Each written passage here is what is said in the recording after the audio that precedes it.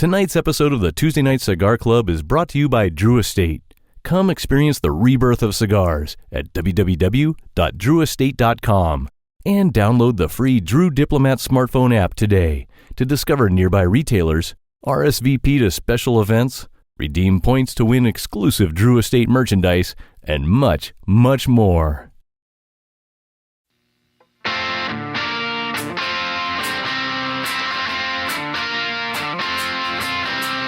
This might be a big mistake, but I'm having too much fun to wait.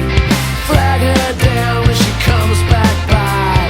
That one's yours and this one's mine. Bring another round.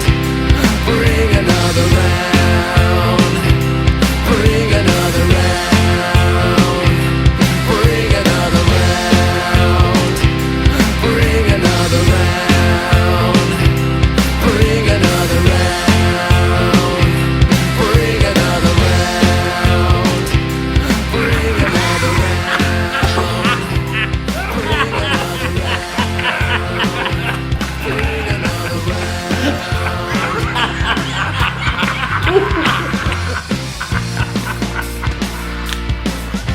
Here's the suckers. Good evening, brothers and sisters of the Leaf. Coming to you live once again from the corner of No Hope, it's the Tuesday Night Cigar Club podcast. Tonight, the gang goes back into the woods to drink beer, hunt for mythical monsters, and talk their way through the 2019 Bigfoot horror film, Hoax.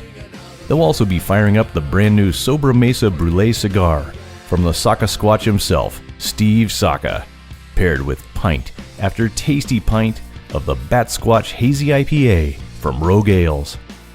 Seriously, with these drunken numbnuts on the case, I'd feel pretty safe if I was a Bigfoot. The only Yeti these boys are going to throw a net over is the Yeti cooler full of beer from a neighboring campsite. Know what I mean? You gotta love them, folks. So slip on your hiking boots, grab your bear spray, light them up, and enjoy the show.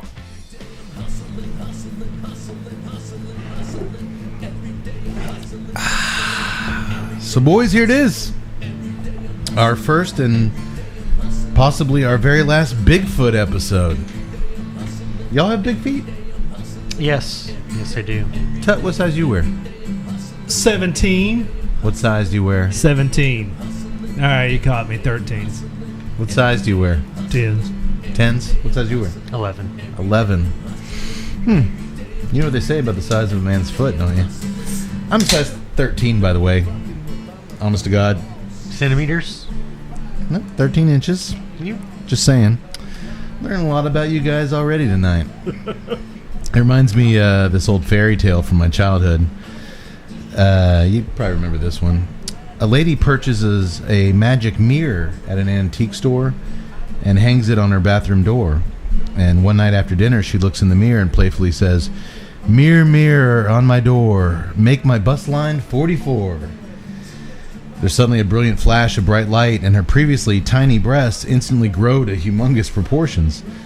Thrilled beyond belief, she runs to tell her husband out in the cabin what happened, and they then both race back to the mirror. The husband crosses his fingers and says, "Mirror, mirror on the door, make my penis touch the floor." Once again, there's a bright flash of light, and then his legs fall off. You guys remember that one? No. Preschool? No, I wasn't growing up. I didn't have that preschool teacher. 11 and 10, you guys probably wish you had that mirror, huh?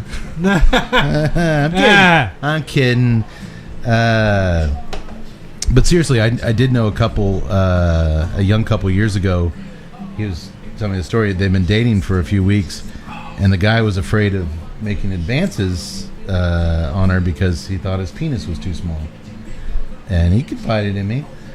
And he said finally one night, got up his courage, drove her out to quote-unquote lover's lane, the make-out point where it was. They're in the back seat of his car, and while they're kissing, he opened his zipper and he, with her head up, guided her hand down and put it onto his erect wiener. And she said, "No thanks, I don't smoke."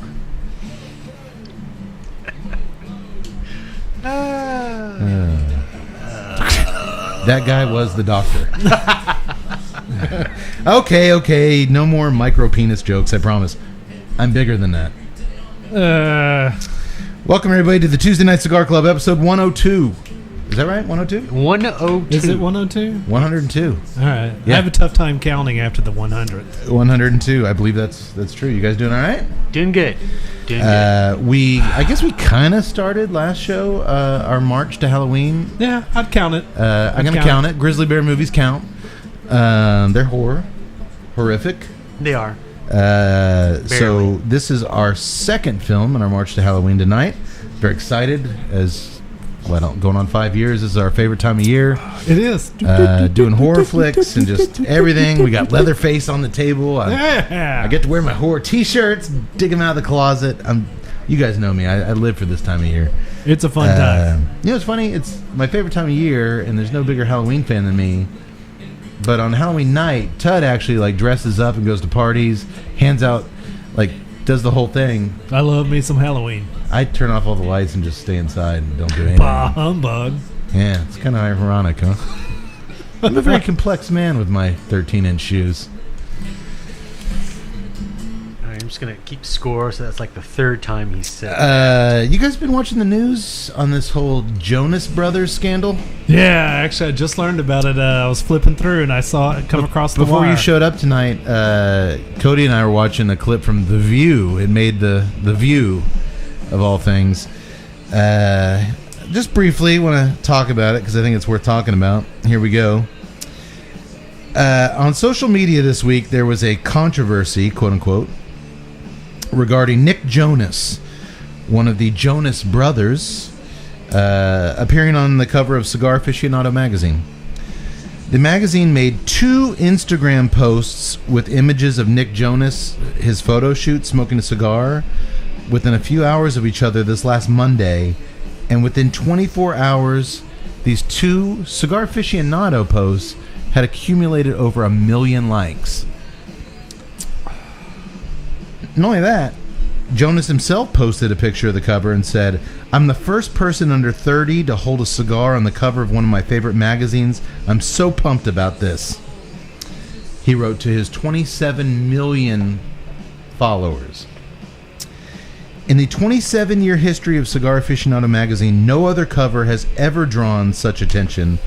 Pretty cool, huh? Sorry, McConaughey. I still like your cover, but this kind of blew it away. It's pretty cool, right? In It is social cool. media. It's very cool. It's very cool. And in the magazine's profile on Nick Jonas, he had this to say. "One of the things a lot of people say to me is, you're so young to like cigars. It's a narrative that I'm aware of and actually something I love being able to speak to. I think that cigars as a whole should be something that you share with friends, and there shouldn't be any barriers around who can enjoy them." And now, all of a sudden, I'm a Nick Jonas fan. Look at this young man. All right. You nice, clean-cut, well-spoken, articulate young man. So, of course, his rabid fan base went nuts over it, criticizing him for promoting an unhealthy lifestyle, saying it's gross, being a bad role model to kids, putting his poor wife in jeopardy because she has asthma. You know, according to some of these people, cigar smoke is more hazardous to you than cigarettes, they said. The righteous internet judgment mob came out in full force. Oh, man. Which, let's be honest, should surprise no one here. They always do this. We talked about it many times at this table. But here's where it gets personal, boys. Those useless anonymous chatterboxes on Instagram and their opinions mean nothing to me or my daily world I swim around in all day. However, a lot of cigar folks on social media also came out swinging at both Nick Jonas and the magazine. Cigar folks, for daring to put this pop star dweeb on the cover. Oh. People joking, "Oh, I bet that's his dad's cigar he's holding. Who's next? Justin Bieber? This is the lowest of lows. I'm officially canceling my subscription to your magazine," as if they ever subscribed in the fucking first place. Get over yourselves. "I'm done with Cigar Aficionado forever." To which I have this to say. We got a platform here. May I say something? Yeah, do it. You short-sighted motherfuckers. The cigar industry's been in crisis mode for years now, ever since the FDA took hold of it. Never in our history have premium cigars, you know, these things we all love and talk about every other week, have been so examined, so closely under the regulatory microscope. Everyone and their mama wants to shut us down yesterday. And here you have a very popular young celebrity, 27 million Instagram followers from the next generation of cigar smokers featured on the cover, proudly promoting the lifestyle. And you're going to bitch and moan about it? Sit down. Just sit down. Open your eyes, you low foreheads. This can only be seen as a good thing. And if you can't put your bullshit online masculinity aside and see the big picture, then you don't dare drop that BOTL hashtag whenever you post the next selfie of you in your sweaty tank top in your garage. Yeah, get it over. Smoking with your dog. Because guess what? Those selfies of you in your tank top smoking whatever and holding up the camera, ain't nobody joining the culture because of that shit. Well, I guarantee you in their lounge they're going, you know, the best thing about cigars is that it brings people together from all walks of life. Yeah. After you just pooed over this dude. No. Why? Because he's famous? He's young? He's a pop star? If you shit on this, you are no brother of the leaf. You're a short-sighted ignoramus. And guess what, Einstein? I'm going to take a breath. Don't be a fucking moron, you morons. Thoughts, guys? I really can't fucking for once add anything to that. Because it's absolutely true. I mean, you have a guy the that's... only chance we have is to introduce the younger generation, not just to smoking, but to the culture and to the experience of it. And here's this young, very, very fucking popular kid who gets it and who's out there, and a magazine recognizes that and features him, and you're going to come in with smart-ass comments. But it's not just that. I mean, if you say that it's about bringing everybody together, then celebrate the fact that this kid wants to be a part of it. You know his wife's a libtard. I don't care. Nobody should care. It's completely irrelevant. She can do her libtard things while if you he's at the care lounge. about cigars, Good Lord, if you care man. about enjoying new cigars 10 years from now, then you should be up, standing on your feet, applauding this fucking magazine cover. Well, now you pull the thing like, you know, it just sounds to me when I hear that, you know, it's like, oh yeah, cigars, I love them, blah blah blah. That guy smokes it. No, he's not a cool person. Yeah. So you're now you're the gatekeeper. I kind of think Rudy Giuliani is off his rocker, but if Rudy comes into the corner of No Hope with a cigar, I'll be like, pull up a chair, we gonna talk. It just come on, man. It's the great equalizer. You sit down with a cigar, you're equal, and you can talk. Man, when I was in DC and I was at Shelley's back room. And there's literally like senators' aides right next to a bunch of people who just rode a bicycle in there. It's all walks of life, all colors that were there. There was both sexes there. There was women and men there. And I was just thinking, this is the coolest damn spot in the world. Because you have power ballers, and then you have me sitting right there next to each other. And when we can talk about stuff. It's crazy, these same man. Fuckers posting in every single cigar group on Facebook, sitting on their raft with their Miller Lite in their above ground pool, thinking, I got to share this. Well, they're exactly like the social justice warriors they bitch about. Correct. They're just the opposite side of the coin. They are just as snowflakey as their hated snowflakes. People. I'm glad you brought that up. That's the thing I hate about people. They're people. They're people. And you have to be around them sometimes. Be around them sometimes. Fuck. I mean, well, I don't get it. It reminds me when we went to the tasting seminar with Jose Blanco, and what did he say? What ruins a cigar? The only thing that can possibly ruin Assholes. the asshole sitting next to you. Yeah. Oh, and I guarantee you in lounges across the country, they're bitching about this. I'm sorry. First of all, if Nick Jonas comes up to you in a lounge, I guarantee you're probably not. You're not going to know who he is. Well, I would. You would? Because you're... No, yeah. He was on the show. I really enjoyed Scream Queens. He was really good on there. He was as an acting role. Season 2, he was I bailed in like season or he episode was 2. He was really good in that. So I don't listen to his music. Don't look at me like that. I'm not a snowflake. I don't listen to that crap. But anyway, here's the thing, though. And for the first time he's an actual cigar smoker on the cover. Yeah. Usually they have dudes on the cover that don't even smoke cigars. Oh, God forbid we put him on the cover. Let's get another cover with Jim Nance of CBS Sports, who never touches the stuff. This is a win, win, win, win, win. And if you can't see that, you're a fucking loser. And we don't need you. And like I said, don't you fucking dare use that BOTL hashtag if you're shitting on this, because a true brother of the leaf, 1, welcomes everybody, 2, would see how good this is for the industry when we need it the most.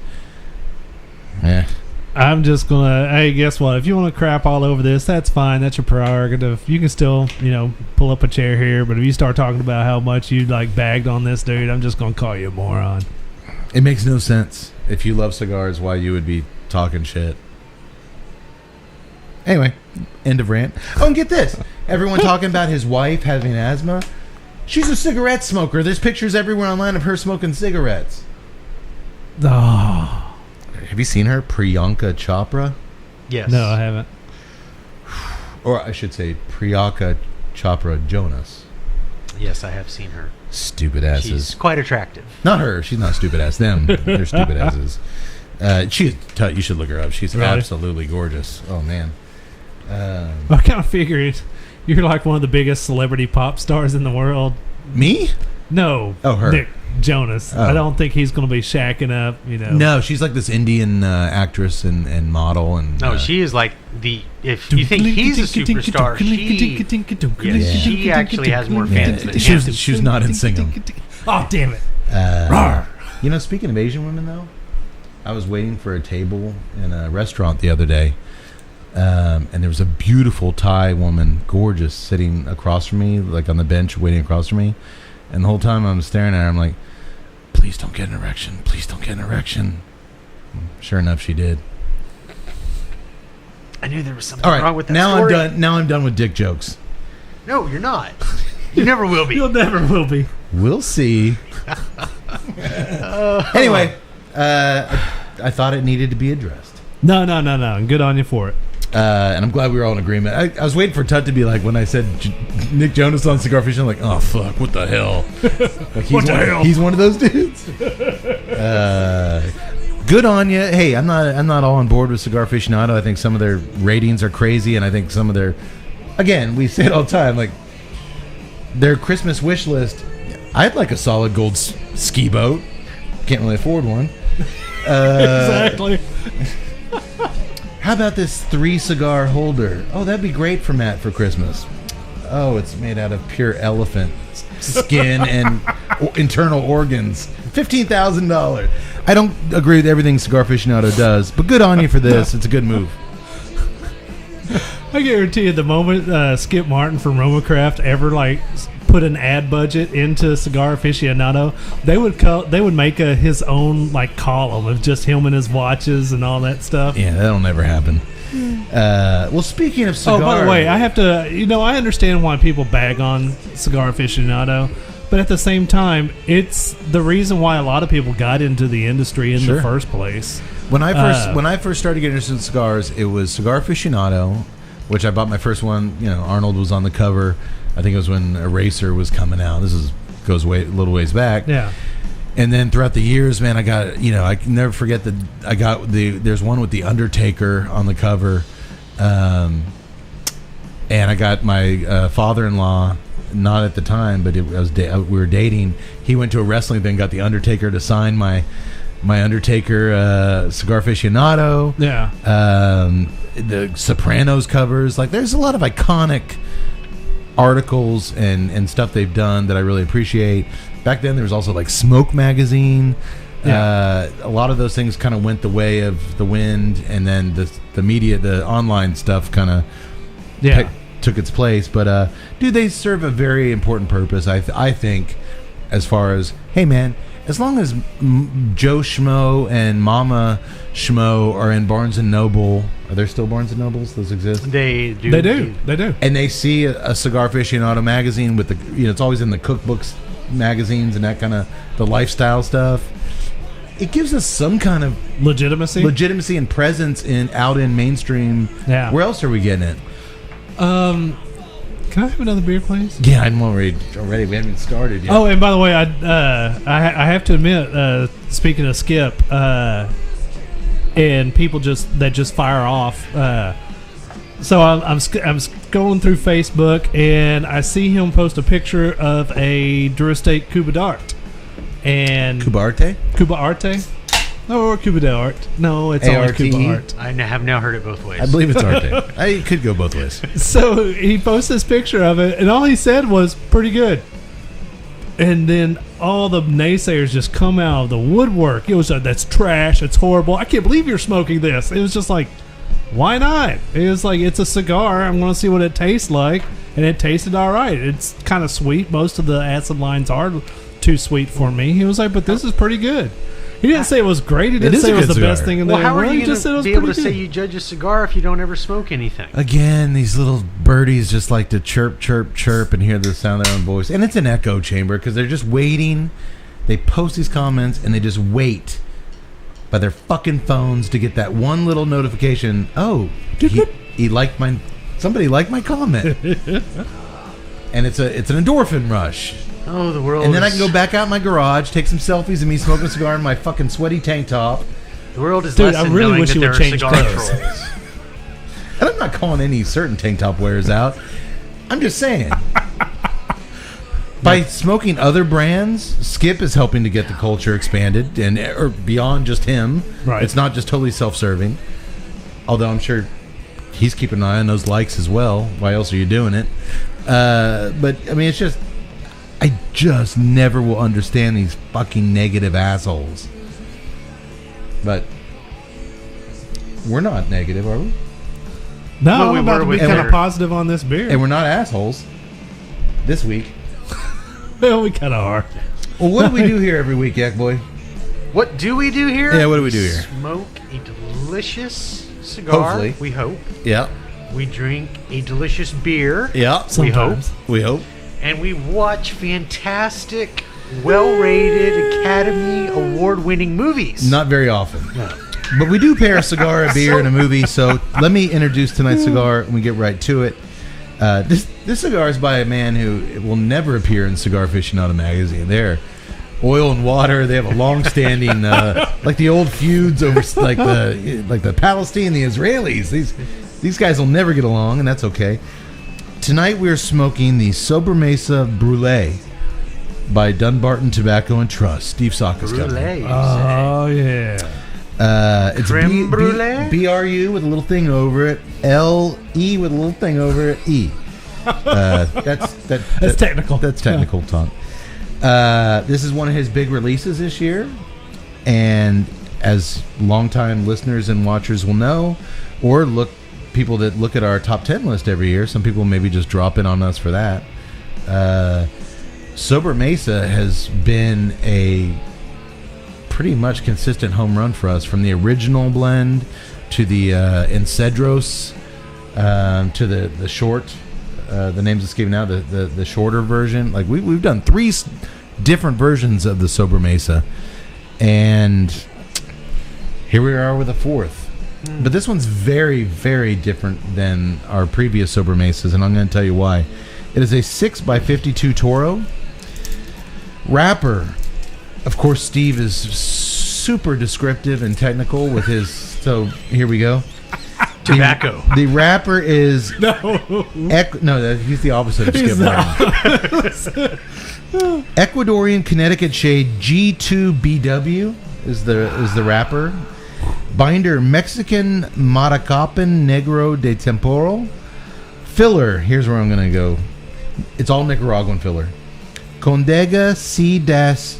I don't know why I said C into the accent. C. No. Condega C dash SG. Pueblo Nuevo Criollo. La Jolla Esteli C98. And ASP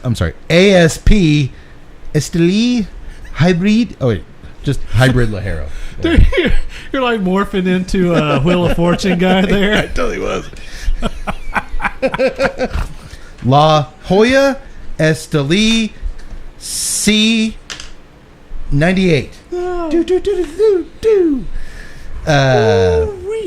As always, I will save the price point for last. I'm going to tell you, we always enjoy hearing what Steve has to say about these things, so I'm going to give it to you in what Steve says. In a press release, Dunbarton main man Steve Saka had this to say. Sobremesa Brûlée is a recreation of the milder, shade-wrapped ligas of my early years. Somewhere over the last 3 decades, many of the classic shade cigars have become wispy, uninspiring, and rather dull to my palate. I wanted to share with others the way I remember these blonde cigars being. That's why I knew you'd be excited about this. You grew up smoking the original Connecticut's the way they were supposed to be. Also, as a ligador and tobacco man, I do not understand the recent trend of making strong Connecticut shade cigars, aka not your grandfather's cigar. To me, this seems like an oxymoron and a fundamental lack of appreciation of the enchanting characteristics and nuances of shade-grown Connecticut seed tobaccos. In Brûlée, I embraced this shade kappa and dedicated myself to showcasing its mild, sweet, and nutty nature. You're getting sweetness, aren't you? Total sweetness. And that's just the cold draw. He continued to add, the Brûlée is a variation of the core Sobremesa Liga. Here's where it differs from our other Sobremesas, in which the Pennsylvania seed leaf Ligero has been removed. The Condega Seco has been increased, and the wrapper is replaced with a top-shelf grade BW Ecuador Connecticut shade leaf. The result is milder, even smoother adaptation of the Sobremesa blend that does not sacrifice its wonderfully complex flavors or aromas. This is not a cigar to be smoked casually, but rather relaxing smoking experience meant to be savored slowly. Keep that in mind. It is a very sweet cold I'm not draw. even sure I want to have a beer with this right now. I did not get much smelling the wrapper and the foot before laying Oh, on. I did. It's a nice hay smell, but not like... I was actually thinking it's not like Enter the Barn in August to where it's just overpowering and ammonia's mixed in and it's just like hits you in the face. This is a nice little hay smell, like just a open field smell. That was the first thing. And then when I put my lips to it, I was like, oh, It's sweet. I haven't tasted that before. It's for an unsweetened cigar, which Steve swears it Incredibly is. sweet. It is incredibly sweet. I was like, are you sure this is not... I take Steve at his word. It is not. It It is the reason he chose this Kappa. It's the AKA sweetest unsweetened the cigar It I've almost- ever had. But it not almost like just a... smells creamy, if that is a way to put it. I mean, it.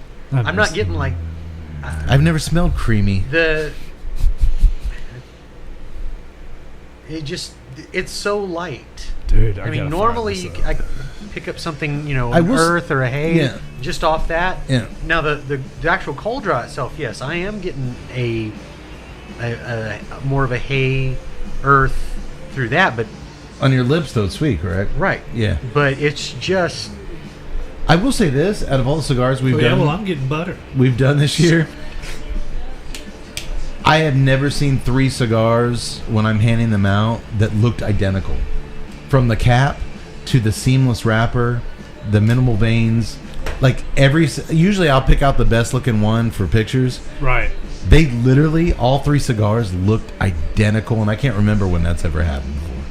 I mean, it to a T. It was creepy. Oh God, that smells good.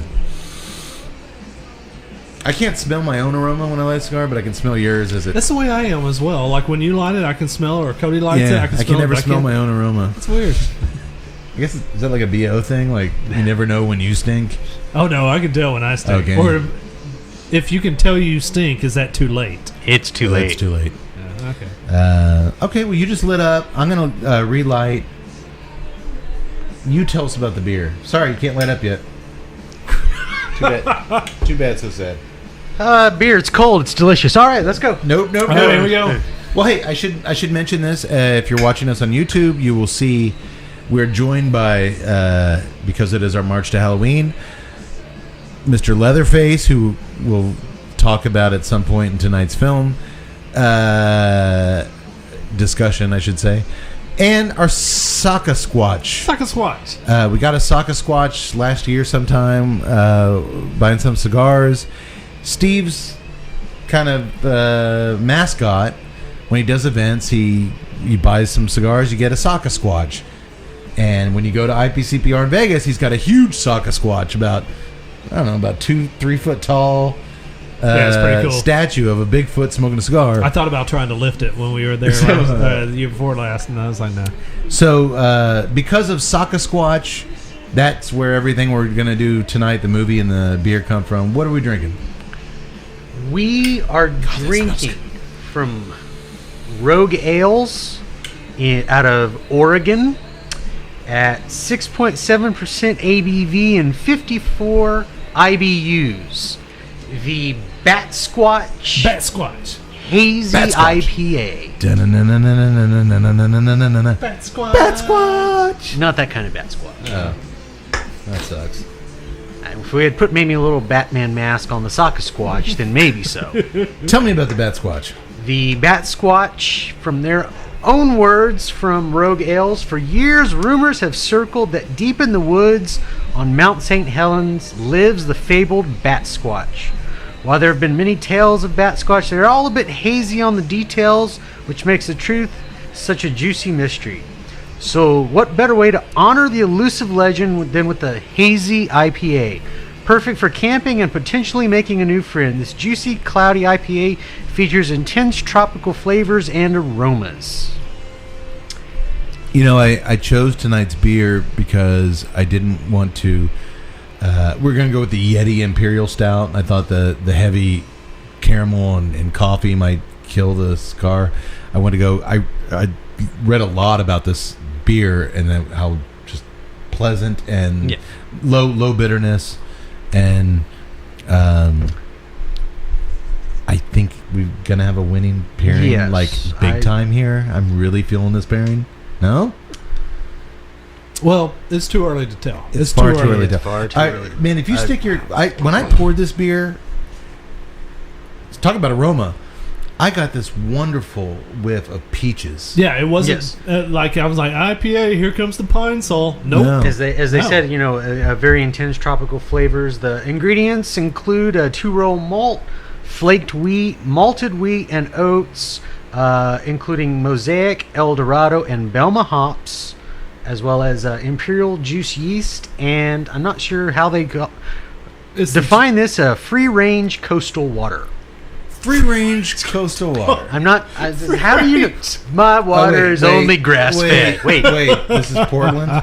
It is... Oregon. It is Oregon. They are currently out of Newport.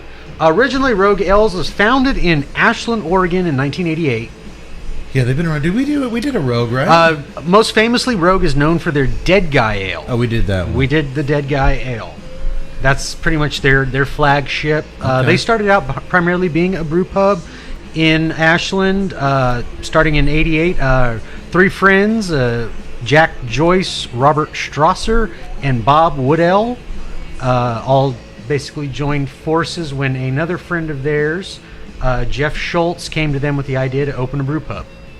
So they did. Way to go, Jeff Schultz. And it sort of has gone on and been gangbusters to where they basically have almost national coverage. I mean, very few craft beer drinkers would probably not know the Dead Guy Ale. So. Yeah, that's true. I really like the beer. It is not bitter. It is not. I don't know what the definition of a hazy IPA is. It's hazy. It is very hazy. You can't see it. It looks like orange juice. Hold that. Yeah, it's like unfiltered. It looks exactly like freshly squeezed oranges, but the main citrus I'm getting is peaches, maybe a little mango. Yeah. It's not bitter at all. It is fruity. It is very tropical. It's very tropical, but it's not sweet.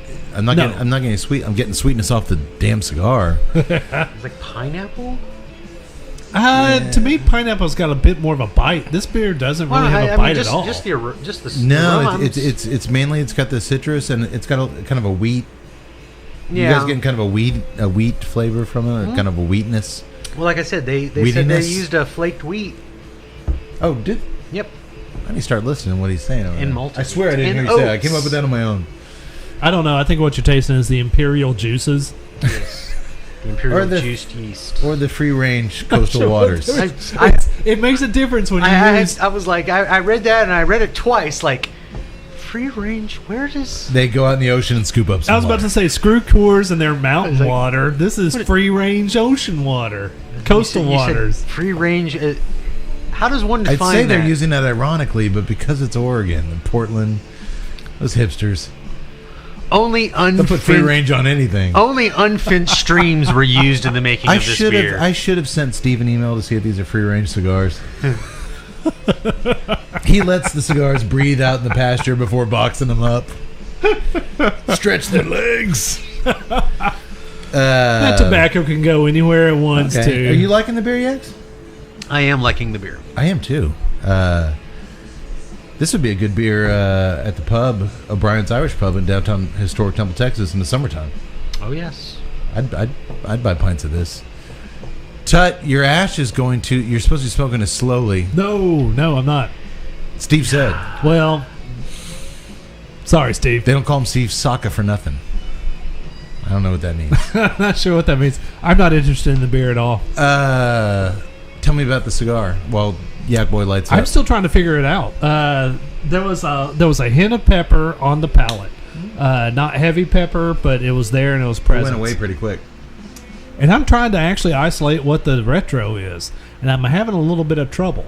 There's a hint of breadiness there, but there's a spice there that's not like a tangy spice. It's like hints of cinnamon that just kind of float and then disappear. No, it is cinnamon. Is it? It is, but that's also trademark of the Sobremesa, the original Sobremesa. It has that cinnamon kind of not allspice, but cinnamon is something I think we all got from the original.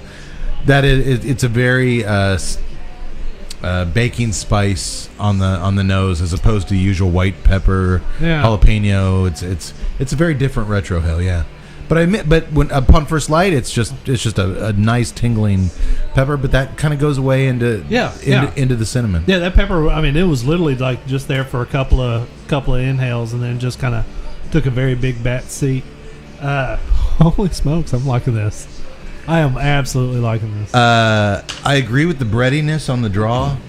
There's a little bit of cedar for me, but the breadiness is the I thought there was a kind of wood that was the playing prominent. there. I'm getting some kind of cedar, some breadiness. I'm getting a little butter. I kind of thought I was too, but I'm not. I didn't. Ashamed to say it. Dude, I'm Put getting, my notes. might be margarine. Sitting between two assholes. This might be the night you get butter, buddy. It's kind of buttery. I'm just saying, I really, really like this cigar. Has knocked me off the beer. Like I'm Maybe afraid that's to why I was taste the smelling beer cream. because I don't want I to mess don't- up. I don't want to mess up the cigar. I don't think. Look, you don't have to accent your points with the. I'm listening. I promise. No, it was an accident. Can we just get tiny cigar gongs? It was an accident, but I kind of liked it. You get those little things like chess players. Like after we say what we think of the cigar, we hit the little timer. Go. Your turn. Yeah, there's a little bit of kind of a buttery. You're on the cigar clock. There's a little butteriness to it. Well, that's what I'm saying. Maybe that's why I'm smelling the cream. Yeah. Best way I can Whipped- describe it. I don't know. Whipped cream. Whipped cream. Buttercream. Buttercream. It's a Roadhouse cinnamon Draw butter. it's drawn like a dream. Burn line. Look at those. I mean, they're perfect. I'm glad we got the Toro. It is a fast burning cigar, and I'm not smoking it fast. I'm trying to go slow. Yeah. The secret ingredient is gasoline. I don't think it's interfering at all with the cigar. I am going to give it a 10-second break between puffs and sips, but I don't think the cigar's at all capable of killing anything. The sweetness. You mean the beer? The beer's, yeah, the beer's. Yeah. I'm sorry, the beer's. It's not capable of squashing anything in a cigar. I kind of think that the cigar might actually bring out a little bit of more sweetness from the in beer. that sweetness that was so prominent on the cold draw. That's not really there for me. No, but now. you are correct. I mean that cinnamon is very much there. I have just a light pepper through the nose, and Oh, it's delicious. I mean, Like a creme brulee. No, I hate creme brulee. I've never had creme brulee. Still I get that hate little bit them. of the woodsy. Yeah, there's that It's- little component. We're all kind of on the same page here. That doesn't happen all that often. What is creme brulee? It's a dessert. A Is that the thing they delicious torch? Yes. Yeah, They caramelize the sugar on top. I don't think I've ever had Kind of one. like How do you not have creme brulee? I tried it. and I You know what? didn't I'm like out. it. I'm getting out. I didn't like it. I never had a Big Mac either. You're gonna Oh, call me out on now this? now This- you're just This is America, my friend. You know, it's funny. I go back to Russia, Cade. I made a comment the other day on No, he can't go there. They have Big Macs in Russia. just to go back to the Go to Afghanistan. Wait, I think they actually have one in Kabul as well. to go back to the world of idiocy that is Facebook. I made a comment the other day on Facebook about how, you know, we're talking about new cigars and it might have even been a Steve Saka post about, you know, everybody wants new, but it's not sustainable, blah blah blah. And I'm like, well, look, I go for what's new from a brand that I like, you know, just like a band you like, their new CD comes out, you want to listen to it.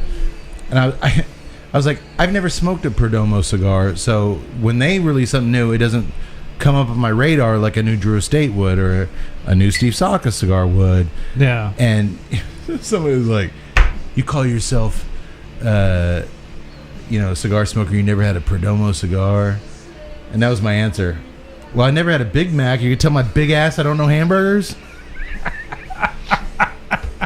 It's a wide, vast world out there, my friend. There are a lot of cigars. There's a lot of cigars and there's a lot of fucking hamburgers. What are you writing down there about me and that Big Mac? I'm just saying that you can't believe you haven't had a Perdomo.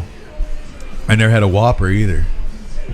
Are you sure you know hamburgers? I don't eat the signature hamburger. Like, I've never had a Jumbo Jack from Jack in the Box. I don't eat like their main burger. You should try all burgers. If you're going to be a burger expert, you have to try all burgers. Big even Mac the just crappy seems like burgers. a bunch of lettuce. No, it's And a I lot don't of eat- I- Thousand Island. and I don't wanna- special sauce, I don't and it's wanna- awesome. I don't No, wanna- you really can't go off the picture they're showing you because once you get it in that thing, it It's just like tick, tick. I don't want to waste calories on, and they have that third bun in there. Give me a break. I don't need that in my life. That Big Mac's pretty juicy. I've never I ate a like burger it. and be I like, you know what this is missing? Another bun. I've been like, this could use more bacon. This could That's use more true. pickles. This could use more jalapenos. all I've never been like, burgers. I could really use another bun inserted in this thing. all burgers can always use bacon. Yes, that's true. All right. So I think we're all enjoying it. Oh, we definitely are, man. I think Steve has a point here. A lot of the Connecticut's that we've had on the show that we've really liked on the show, whether it be the Undercrown Shade, whether it be the Rose of Sharon, whether those are mild to medium. You know, those aren't too, but we have featured some. My memory escapes me here. Not Your Father's Connecticut, and it's like a ballsy Connecticut, and some of them have been pretty good. But I'm keeping in mind the blender's intent here to go back to, like, you know, Cody with his, you know, back in the late 90s in college, smoking his, you know, his Macanudos and his Davidoffs, the old school, you know, Connecticut shades. If this is a traditional Connecticut, I've never had a traditional Connecticut. A traditional Connecticut done well. Yeah, that's what I mean. There's a lot more thought put in this than I'm just saying, a fucking Macanudo. there's a lot of Connecticut's No I've had, offense and to they're Jorge not- Macanudo and the Macanudo family. I'm sure I'll get fucking mail for that. Not only do you not eat Big Macs and smoke Perdomos, they're shitting on Jorge Macanudo. Jorge's probably going to put a hit on you. Not Pablo Escobar. Pablo Macanudo says hello. Oh, shit. Damn it. That's how I end. That's the end of the story. 2 slugs in the back of the head from the fucking And a Big Macanudos. Mac shoved in his mouth. Oh my God, the Big Mac would be a perfect cut. Dude, no, my head is in a Big Mac box. They just kind of sandwich it in there. My head is the third bud. Third bun. Well played, Jorge. I'd be lying if I said I didn't see that happening. I knew this is how it would end. Okay. So we are liking the beer. Yes, very much so. We're all obviously enjoying the cigar. What does that leave us? Wait, I know the answer to this. Come on, man. You got this. A movie? A movie. 40 minutes in, we got to get to the movie. Oh, we're Is getting it a movie baby. about something where we can relate this cigar and the beer to? Well, we got the Batsquatch beer. Yes. We have the Saka Squatch cigar. Yeah. So we are going to do a Bigfoot Sasquatch movie, boys. Oh, okay. That's what I do. Yeah. I make it work. And a new one just dropped last week on video on demand. Yeah, that's crazy. Grand spanking new. I know Tut likes new shit. Mm-hmm. So here we go. I did this for Tut. You owe me one. Well, not really, because I it's wouldn't pay him Halloween, and so y'all tend to do like scary movies, and Yeah. that's not my wheelhouse. Well, I didn't do a Sasquatch that Saka. A Sasquatch. I didn't do a Sasquatch I could have Disney probably movie. found a Sasquatch movie where the Sasquatch wears a clown mask. But That would we've have been. done- That would have been. That would have been over the top. That would have been that would too have been much. out of bounds. You could have done Harry and the Hendersons. I mean, you know, let's do some nice stuff here. I do like. Oh yeah, but you know what? It's Halloween, so Oh, I just now put got your big it. boys pants They on. named him Harry because he was hairy. Harry. Oh. I never got that course. before. Well, that's because they spelled it Harry. That's what threw me off. Yeah. But it was a play on letters. I do like John Lithgow. Who doesn't? Who doesn't? We're doing the Bigfoot movie Hoax, 2019, written by Matt Allen and Scott Park, and directed by Matt Allen. This is his first feature film he's ever made, so be nice, boys. Making movies ain't easy. No, it's not. I'm Let's really do it. surprised at the actors he got for this. He had a little bit of money. We'll talk about these actors as Hey. we go along. I think we're going to disagree on this. Okay. Well, I don't know. We might not. That's flip-flops. It's, What size flip-flops you wear again? 17. Nines? Were those nines? All right. Well, we start things off right where we left things off in our last episode, The Woods. the Woods. This is going to be our marathon series of Halloween in the woods. tent horror, as I call Tent it. horror. Tour. tour. Yeah. Hints movies? No. Yeah. Yeah, we're doing a bunch of wood horror movies. Movies set in the woods. Why not? And I might abandon this for the next couple movies because I'm kind of sick of the woods. We did 2 woods movies, grizzly bear movies last time, but Saka, how could you not do a Bigfoot movie? We're sitting around the campfire with a group of youngins, a 20-something named Alex. Hey, our main character was Alex in the last film. Indeed. Is telling her friends the truth about the Bigfoot legend. He's big. He's thirsty for blood. Stuff we've all heard a million times. And all just then, some goofball named Sam wearing a generic Loomis baseball jersey. Did you notice that? Nah. That's our first wink, wink. I'm a Carpenter fan. Okay. Dr. Loomis from Halloween. I actually missed it. But it looks brand new. Like Yeah. they had it made just for the movie. Just crisp baseball T-shirt with Loomis written on the back. He jumps out and scares them all. But it's a poorly executed jump scare. It doesn't scare me watching it. It didn't at all. even scare No. me. And if you No. can't scare If me, you I can't mean, scare that's Tut, horrible. Yeah, you missed the mark. On the back deck at night, Yeah. you should be able to scare me. If he's not jumping, you failed. Nah. One couple retreats to their tent to start screwing, Hey, baby. while another heads off into the woods to do it. Hey, baby. Nick and Michelle's romp under the moonlight comes to a screeching halt, literally when they hear a female screaming in the distance. She tells him to go check it out as it sounds like Alex screaming, but he says, "Hey, it's cold out there."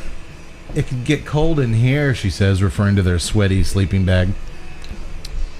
Speaking of her referencing that sleeping bag, that line is a direct reference, rip-off of Halloween 2, the hot tub scene in the hospital. "Bud, go check the temperature. It's cold out there. Get cold in here." I missed it. That's 2 Carpenter riffs Like, real quick. within the first 30 seconds. Not to mention the whole Bigfoot story was straight up the fog. We'll get to that. Yeah. So the guy likes Carpenter. Well, Nick isn't gone 2 minutes before someone or something tosses a bloody body part, I can't tell what the hell it is, near Michelle, which leads her to scream like hell. But nobody hears her yelling out because back at the campsite, the chick riding her boy toy, Chris, in the tent is screaming out in ecstasy at the exact same time. So many chicks screaming, it's hard to tell what's going on here. But hey, I like the cut of the director's jib here. I like what he's going for. Yeah. Well, suddenly a creature of some sort knocks out Sammy, the Loomis t-shirt guy. He was filming the couple doing it on his drone. He flew the drone like in the doorway of the tent. And he gave the bounce to wow wow. Ugh. Seriously? I mean, it's all right. It's all right. He knocks out Sammy, and then he drags poor Chris, the guy that's screwing, away just as he mounted the girl on top to pound his way to climax. Yax, did I use that term correct? Climax? You did. I thought I did. Thank God he didn't ask about pounded. That was. Did you think he was going to pound her to climax? I did it. Well, he didn't get the chance. His youthful load remains unspent as his blood splatters all over the outside of the tent as the topless vixen screams once again, this time not in ecstasy, but in horror. So we get to see her titties, but not his wang, and I'm okay with that. Are you? Tut, speaking of wangs, the doctor's in here, so I'll have to turn to you as you're our resident college student here. Okay. What is that insensitive bit at the base of the penis called? The man. I'm going to just write that down. Didn't get it. Doctor would have laughed Take at that joke. out. Doctor would have laughed at that joke. Haven't had biology yet. The insensitive bit at the end of the penis. It's the guy. Oh. Oh, Jesus. You drink some more. So that's our opening. Oh, wait, you're saying that we're insensitive. Yes, Tut. We're the insensitive bit at the end of the penis. Gotcha. It's us. It's pretty funny, Kate. Keep going, Katester. Kind of like... So that's our opening, and to be honest, I don't know why the fuck I do this. I mean, to be honest, I thought it was a little lackluster in all aspects. It was fine. Camera was too shaky, jump scares were poorly executed, Yes. acting was barely mediocre, Yes. and the overall tension was non-existent. Non-existent. You just said it was fine. But it was fine. No, it wasn't. It sucked. It was a horrible opening scene. It didn't suck. It did suck. It didn't turn me off. I wasn't thrilled with it. If we weren't doing a podcast on this, I would have been like, this is shit and turned off. It was, sadly, there was... I already knew, there's a lot of movies we could you already knew what was going on.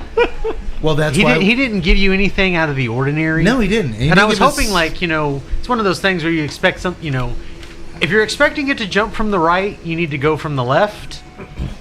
But instead, it's like, oh, it's going to come out from here. Yep, exactly. Well, this is why we do what we do, because I was forced to continue watching and say, you know what, hopefully this gets better. We'll see. Okay.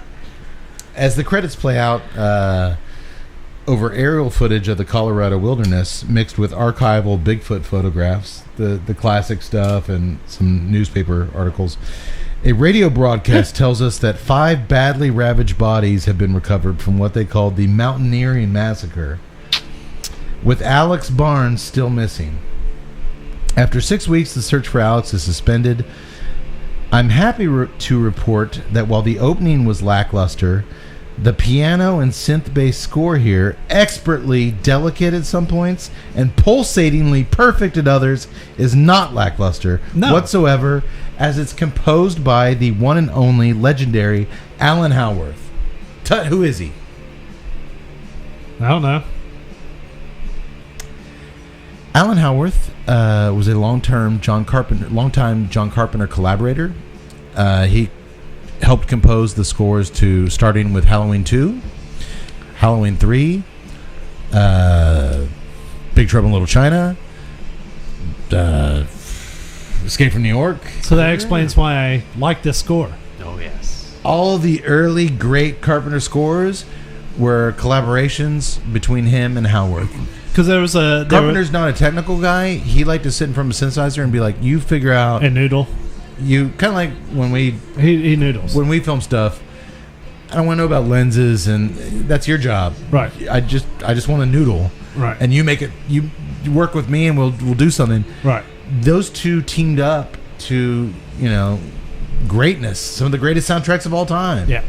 Well, one of the things I liked about it is that there was a quarter note patch in there to where it was just like dum dum dum dum. But he added enough subtle variants to where it never got monotonous or old or stale. It was just, but it didn't detract from anything either. It was just nice. Doom, doom, boom, boom, doom. Like I said, it is so minimal when it needs to be. It is so aggressive, but stylistically aggressive when it needs to be. It's man, this guy's a pro, man. He went on to actually do the soundtracks to Halloween 4, Halloween 5, Halloween 6, just on his own, and those were really fun scores in their own right. All right. But So I'm getting a theme here. It's that if it was touched by Carpenter, it's probably in this movie. this filmmaker's on record. It's Carpenter's a big influence for him, and we're gonna just get hit over the head repeatedly with that as we go on. Which you would think. I was about to say, you actually had a project where you wanted to do a shot-by-shot recreation of Carpenter.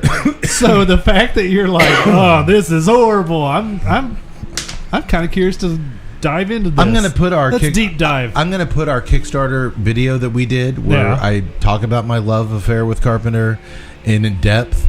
I'm gonna put it. I actually thought it was really well done. I'm sorry, I'm biased. I'm gonna put that on this episode page so you can kind of get how deep my Carpenter love is. And all right, so going forward, is this one of those things to where like you don't love Carpenter as much as I do? I love Carpenter much.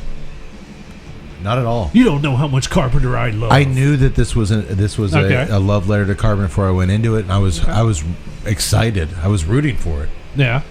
All right. And who knows? I hold my cards close to my chest. Maybe I still will. Maybe you don't know. Maybe next page of notes, I'm like, you're loving it. This is awesome. You don't know. I know that there's going to be a spot you like. You don't know I know there's going to be a spot you like. Real quick, we just talked about the score. We're getting started. I need to just only because I've been talking so much. I just got to do a relight. How's the cigar treating you, boys? Yeah. It's very good. It's very, very good. Yeah. Along the 50% transition, you get a little bit more of the woodsy note. It's not. It transitions a little off that cedar to where you're not playing that heavy cedar part, but there's a woodsy element to it. The cedar was never heavy for me. It was always kind of light in the background behind that breadiness. But it was present. It was there. It was present. And that creamy whipped butter. It is creamy. I'll give you that. I'm not really getting the butter that much, at least in the midpoint. In terms of strength, it's very. It's mild. Mild. It's right where it needs to be. The pepper is. Actually, the pepper has come back for me in the nose. I was about to say that just in the nose. Otherwise, it's minimal. I have to say something on the mild. The retrohale went from pepper to cinnamon. Now, to me, it's back at pepper. I have to say something on the mild because usually, like when a cigar is mild, I'm running away. Because usually, like mild cigars, I'm sorry, 8 times out of 10, that means lack of flavor. A lot of times it really does. And this, oh my God, is just the opposite. It's light, it's airy, it's very mild, and full of flavor. Yeah, that breadiness. It's almost kind of like a cracker, or not a crack. Maybe it's like a graham cracker, maybe, or I'm not getting graham because of that sweetness component. I would probably say I would go more with graham. But whatever it is, the breadiness mixed with that really, to me, subtle cedar, and then that just constant creamy butter, whatever the hell you want to call it. You call it cream, I'm calling it butter. He's calling it whipped creamy butter like substance. I can't believe it's not butter. I can't believe it's margin. If I get sour cream out of this thing, we're gonna have. It's just not a baked potato. It's just delightful. I'm gonna say this. I probably never said this before in 102. It's a delightful smoke. It's just delightful. It's just delightful. It's really, really good. And I'm gonna say something. And here's the thing: people are gonna shit on us. Oh, another Steve Saka cigar. You guys are gonna give a. Excuse me. I've said it before. There are blenders that, over the course of being a seasoned cigar smoker for years, you gravitate towards, because guess what? You find someone whose palate, when they're blending it and they like it, you're going to get in tune with. Whether that's Willie Herrera, whether that's, Skip and Esteban, whether that's Steve Saka. Yeah, but to be... Whether it's Robert Holt, that let's not let him out of the conversation. These guys are approving these cigars because they suit their palates, and you find those guys who would suit your palate. Oh, another 90-something for, sorry. It is what it is. But to be... I like it, and I'm going to say what I say. But to be fair, Drew Estate is a sponsor of our show. You can see their logo on our opening credits. You can hear their message, at the beginning of the podcast. But Willie says they make a whole range of cigars for a whole different style of for a whole different group of palates. They want to have something in their lineup that appeases to different people. There are Drew Estate cigars that I don't like. You have to earn your credits around here. So saying that you're just jumping on Saka's bandwagon. No, I mean, if we're cool enough to say we don't like a sponsor cigar, I think we can be saying that we don't like Saka cigars. I'm on record as saying how surprised I am and shocked that I don't like the Mi Querida. You love it. Yeah, you're wrong about that. You're dead When wrong. Steve came out with Dunbarton, I was like, "What broadleaf you got? What's your?" I'm surprised that the Sobremesa is the one I go to and not the Mi. The Mi Querida just for whatever reason didn't hit with me. I liked it. Yeah, we reviewed it. Yeah. You guys rated a lot higher than I did. I did like it, but I don't go to that one. I don't pick up the Mi Querida when I'm in the shop. I just for me, the Nakatamale and the Sobremesa are the best things he's done since he started the company. Yeah, I love that Nakatamale, and I love the I like the Nakatamale, and I love the Mi Querida. So you know what? It's just But again, the guys saying that shit on Facebook are the guys who aren't doing shit except being on Facebook calling out dudes for doing something. So sleep well at night, asshole. That's what this director is saying about us. It's like, you bunch of assholes. Well, you know what? We're going to give you your due diligence. So I guess if somebody watches the whole fucking 2.5 hour episode, it's like, then you can say some shit. You know what? I'm a podcast reviewer, and this is what I think about your stupid podcast. All right, well played. But yeah, I could smoke one of these every day. So far. Unless this thing takes a serious U-turn or veers off. I'm loving the cigar. And the beer is really, really good. I am liking the beer. And you know me, I love my fucking balls to the wall double IPAs. I like my nose hairs singed. But this is just something different. I haven't come across. It's fruity, but it's not too fruity. A lot of the. You don't give a shit about the beer. I don't give a shit about the beer, man. A lot of the hazy IPAs tend to be more in the mild range. Yeah. So I've never had a cigar that's absolutely made me just fuck the beer. There you go. What was the ABV on the beer? 6.7. Oh, okay. That tracks. Okay. All right, well, let's keep smoking. Let's see what happens. But yeah, as far as those people that are like, you know what, I blame the cigar media. They give everything a 90 or above. Everything, these guys. Hey, man, it's kind of... well, first of all, we paid for these cigars. Yeah. Out of our pocket. Yeah. Steve didn't send us these cigars. No. Steve, screw you, Steve. I'm giving you a 53. Steve doesn't. Well, a lot of these comments are like, you know what? I'd like to be cut a check to write down a 90 on a website. And it's like, dude, ain't nobody cutting us checks for shit. If you want to, you know where to find us. We're easy to find. We're usually passed out in your local Denny's parking lot. But I mean, no.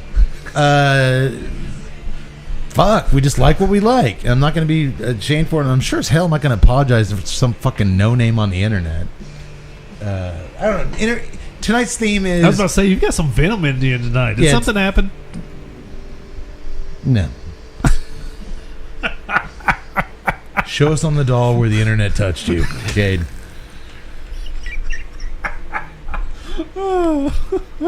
I'm just sick of fucking dumbasses. Can I have a beer on deck? while you're Everything just- they fucking do is just negative or just trying to elicit some kind of fucking bullshit response.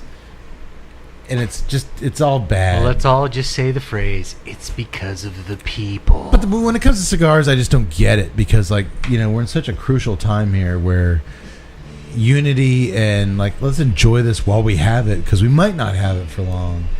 And anything, whether it's bashing what we do, hey, you don't like what we do? Do it better. Get your own fucking website. Get your own fucking podcast.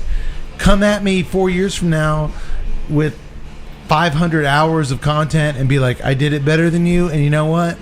All right, we'll have a talk. But don't sit there and just, my Facebook comments are, no. You know what? I kind of that doesn't work with me. I don't have time for you, and I don't even want to hear what you got to say. I kind of treat it like when I'm negative or being critical on a cigar, or negative and being critical on a movie.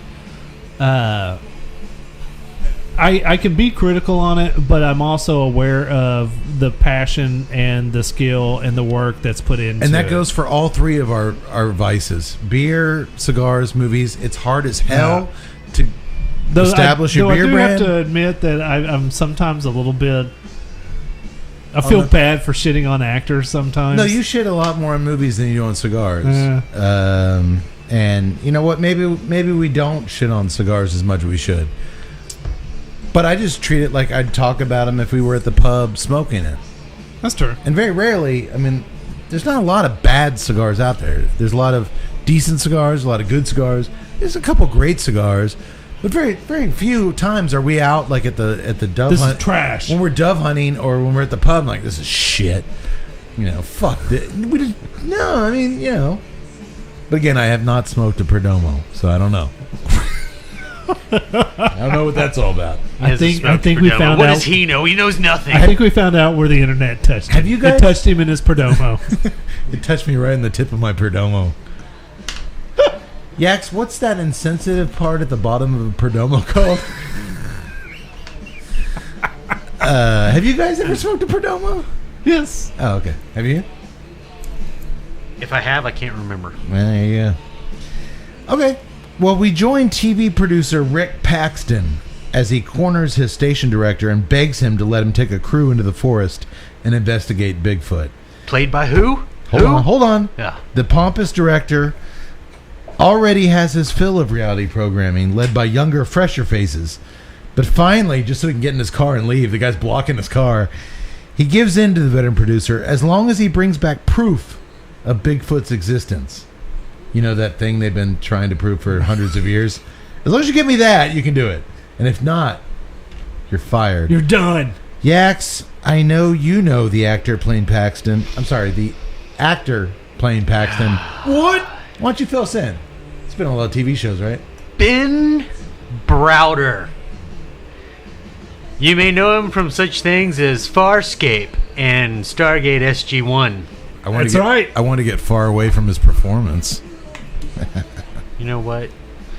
You cannot tell me he's good in this. He sleeps his fucking way through, literally. No, he's smarmy in it. He doesn't. What else? Farscape and what else? Stargate, you said? Stargate SG-1. SG-1. That's it? And notable television shows, yes. And What do you mean that's it? That's 5 years of like. Farscape is a great sci-fi It staple. It very when SG-1 was on for like 7 years. Now, granted, he was only in it for Is that like the one with 4. MacGyver? Yeah, MacGyver was in it. Yes. I actually liked it better when MacGyver was in it. I wish MacGyver had been in this thing. Farscape broke ground in terms of sci-fi TV simply for the use of hints and puppets. Okay. Oh man. Farscape was really. I'm sorry. It seemed like he got the script that morning, It did. and they just were like, "Just stand in front of that tent and just read." When I saw him, I was like, "Oh wow! All right, this is gonna have some budget behind it." I mean, wait a minute, what's he done lately? What's he done since? Hey, this movie came out 2 weeks ago. Come on. Sure, he's like, "Give me a break."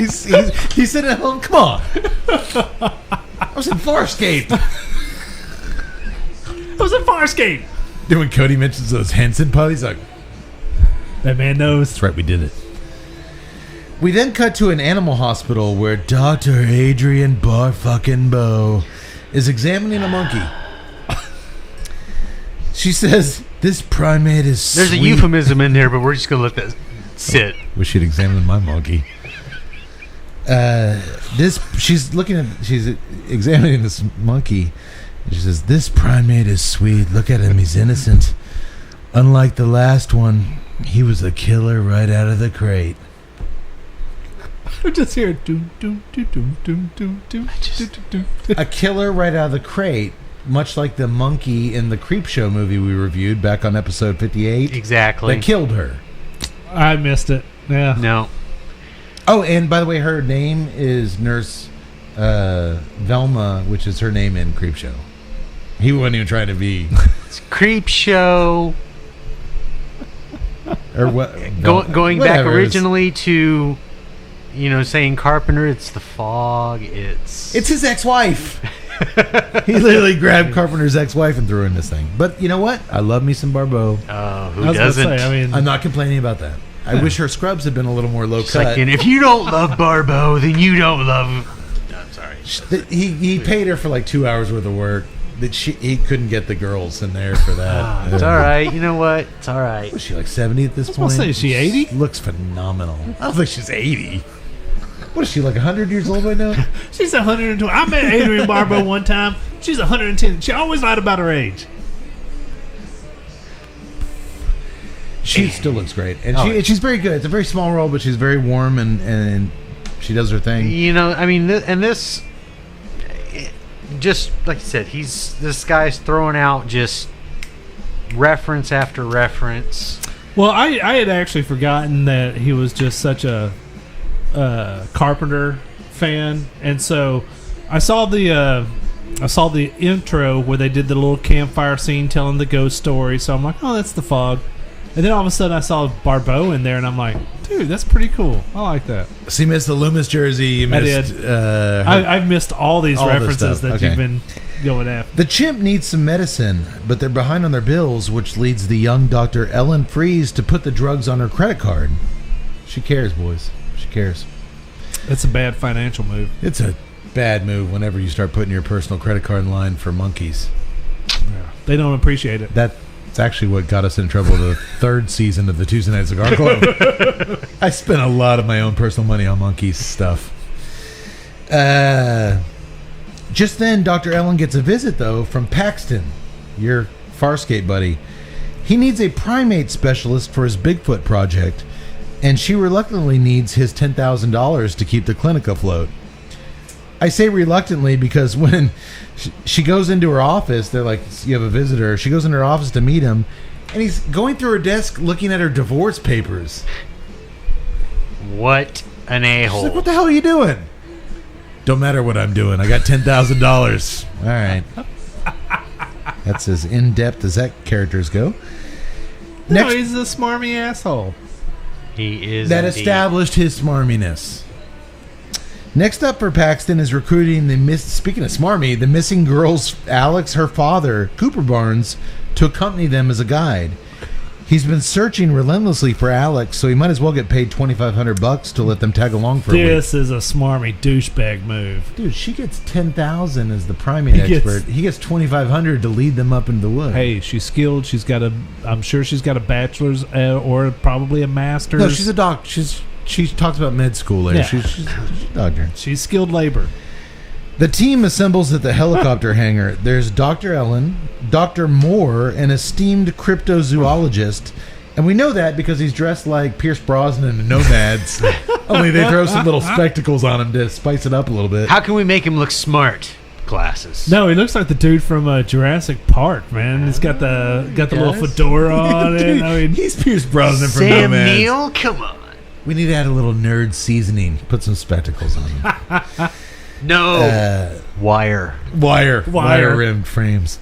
There's Justin, the cameraman, who's over telling Dr. Moore about a classic movie scene where a female DJ on the radio is talking about the fog rolling in. And these guys are like, there's no fog out there.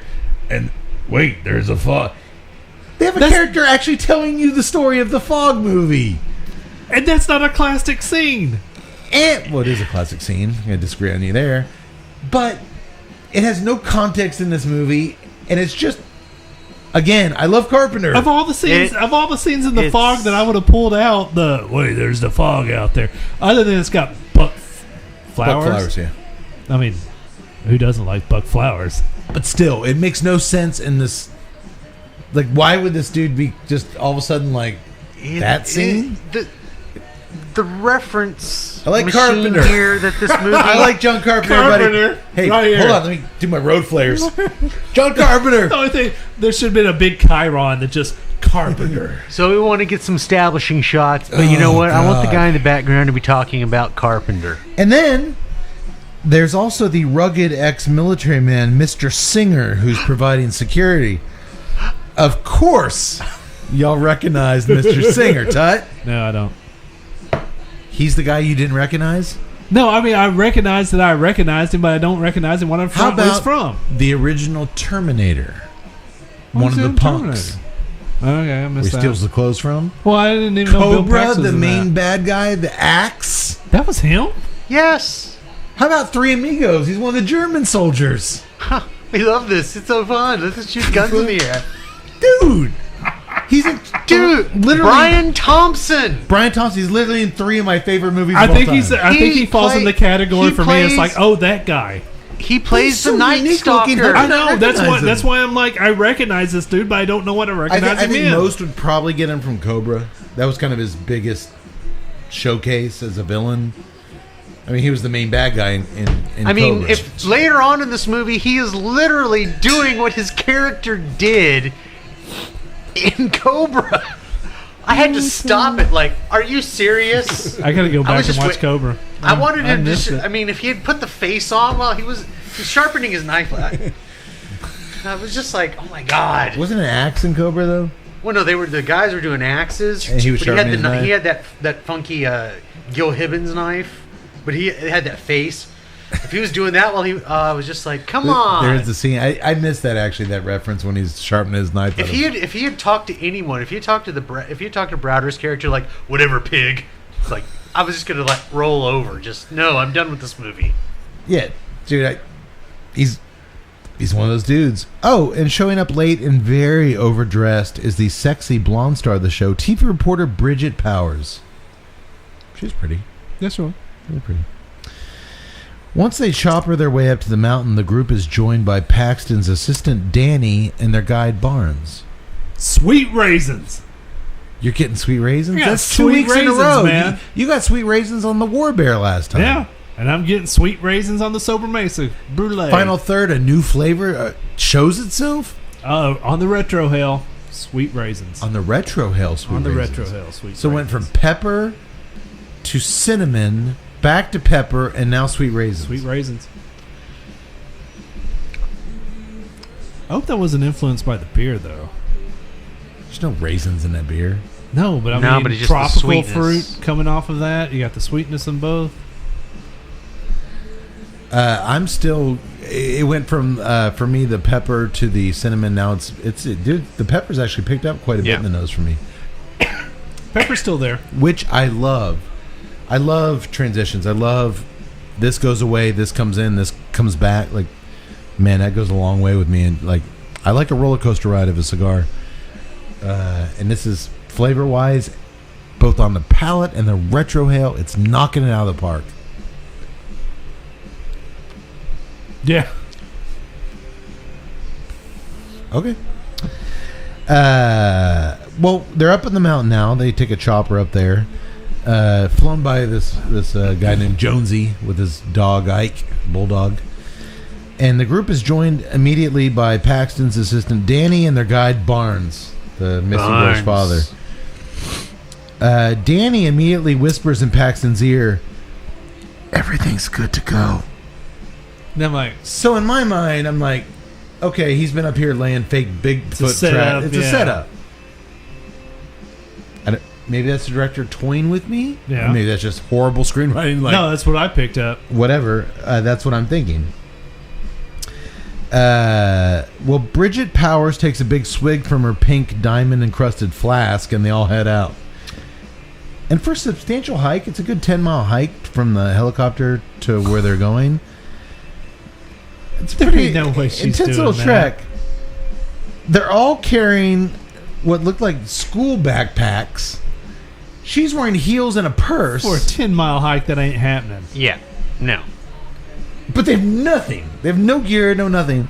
We learned, boys, in our last episode, preparation is key to surviving these excursions. Am I correct? Well, they're going to a base camp, but a 10-mile hike's probably going to take them 5 with her in heels, 6 hours, maybe Yeah. 7. And they Well, have I'm nothing. going to wonder at the base camp when it's like, how'd y'all get all this stuff here? Oh, we just flew the helicopter right over And here. literally, Dr. Ellen, it's a week-long adventure. She's got my little girl's school backpack on.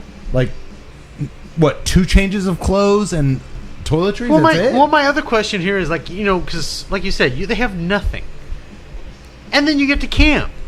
Well, Well, no, the 2 guys have gone ahead. At They've this- Well, I established. I'll understand get that, to like, this 2 one. guys, but 2 guys. okay. But How did y'all get preparation- here? Oh, we took the Jeep. My thought was preparation. ATV. My thought was preparation is key, and these fuckers aren't prepared at all. You know who's always prepared for any situation, Tut? Who is? That's right.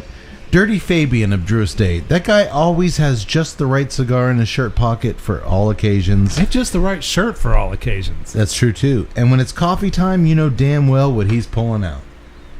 That sounded weird. What is Dirty Fabian pulling out? Of course, Todd, he's pulling out Tobacco Especial cigars Oh. made by the almighty Drew Estate. The same folks who brought you Liga Privada, Undercrown, Nica Rustica, and more.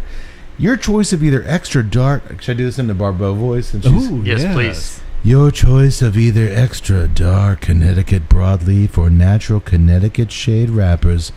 Oh, yeah, they envelope. There we go, baby. A Sumatra binder and Nicaraguan Criollo filler leaves. Before aging, the cigars are slowly infused with Nicaraguan estate-grown coffee and then poured over my luscious mature bread. No, sorry. The smoke is medium to full body depending on the wrapper. Its rich tobacco flavors co-mingling with the unmistakable aroma of coffee and a little bit of sweetness, boys. I'm a fan and you will be too. Seek them out. Oh yes, seek them out. I'm just saying, if you get the Tobacco Barbeau wrapper, you know that's full-bodied. Even at 70 years old, it's full body, baby.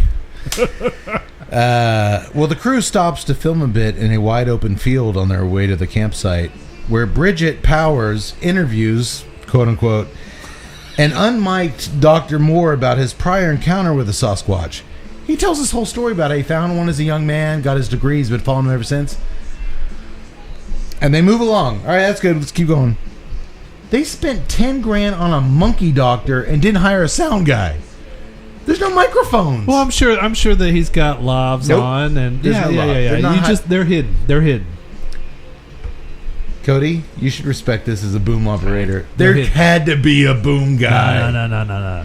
You laved everyone. It's all hidden. It's That didn't bother you at all? What bothered me is how little this guy was shooting. It was literally like his camera was down the entire time. An easily $50,000, $100,000 production, no sound guy. We do a fucking $300 short film. there would be sound guy. even if it's like an HGTV where they're like off on weird locations. They find a local film crew that's somewhere in the area. They'll get a camera guy and they'll get a sound guy, and there's definitely a pair that walks through there. I'm gonna let it go because it bothered me this whole movie. There's no sound guy. It's a reality show. There's gonna be sound. Oh, there's a sound guy. He's in there. TV is a visual and audio experience. You got to hear what these fuckers are saying. Yeah, but that's you as a film guy. Most other people, most You're people, right. most people don't. Joe Schmo even- watching this like, oh, the guy's a camera. It does everything. Yeah. Okay. When Yeah, the, but you gotta when the put- cameraman points But you gotta it at at the least people. put the little. People doesn't do it all. If you at least show the camera with like a microphone Yeah, attached. exactly. At least just like a little boom. Yes, leg. that would have. a long ass microphone on the camera I would have been okay with. Production wise, And I respect their choice of shooters. It was a nice little run and gun camera. I'm going to It's say fine. something nice here. Production wise, as far as the actual movie is concerned, it's worth noting that after the disappointing opening scene, the cinematography has thankfully settled down ever since. Mainly here we have very disciplined, smooth, traditional camera shots, and I was worried after that opening scene. It's shot much more. I'm hoping that was the Carpenter influence Oh, that he man. was trying to do. Well, let's not go that far.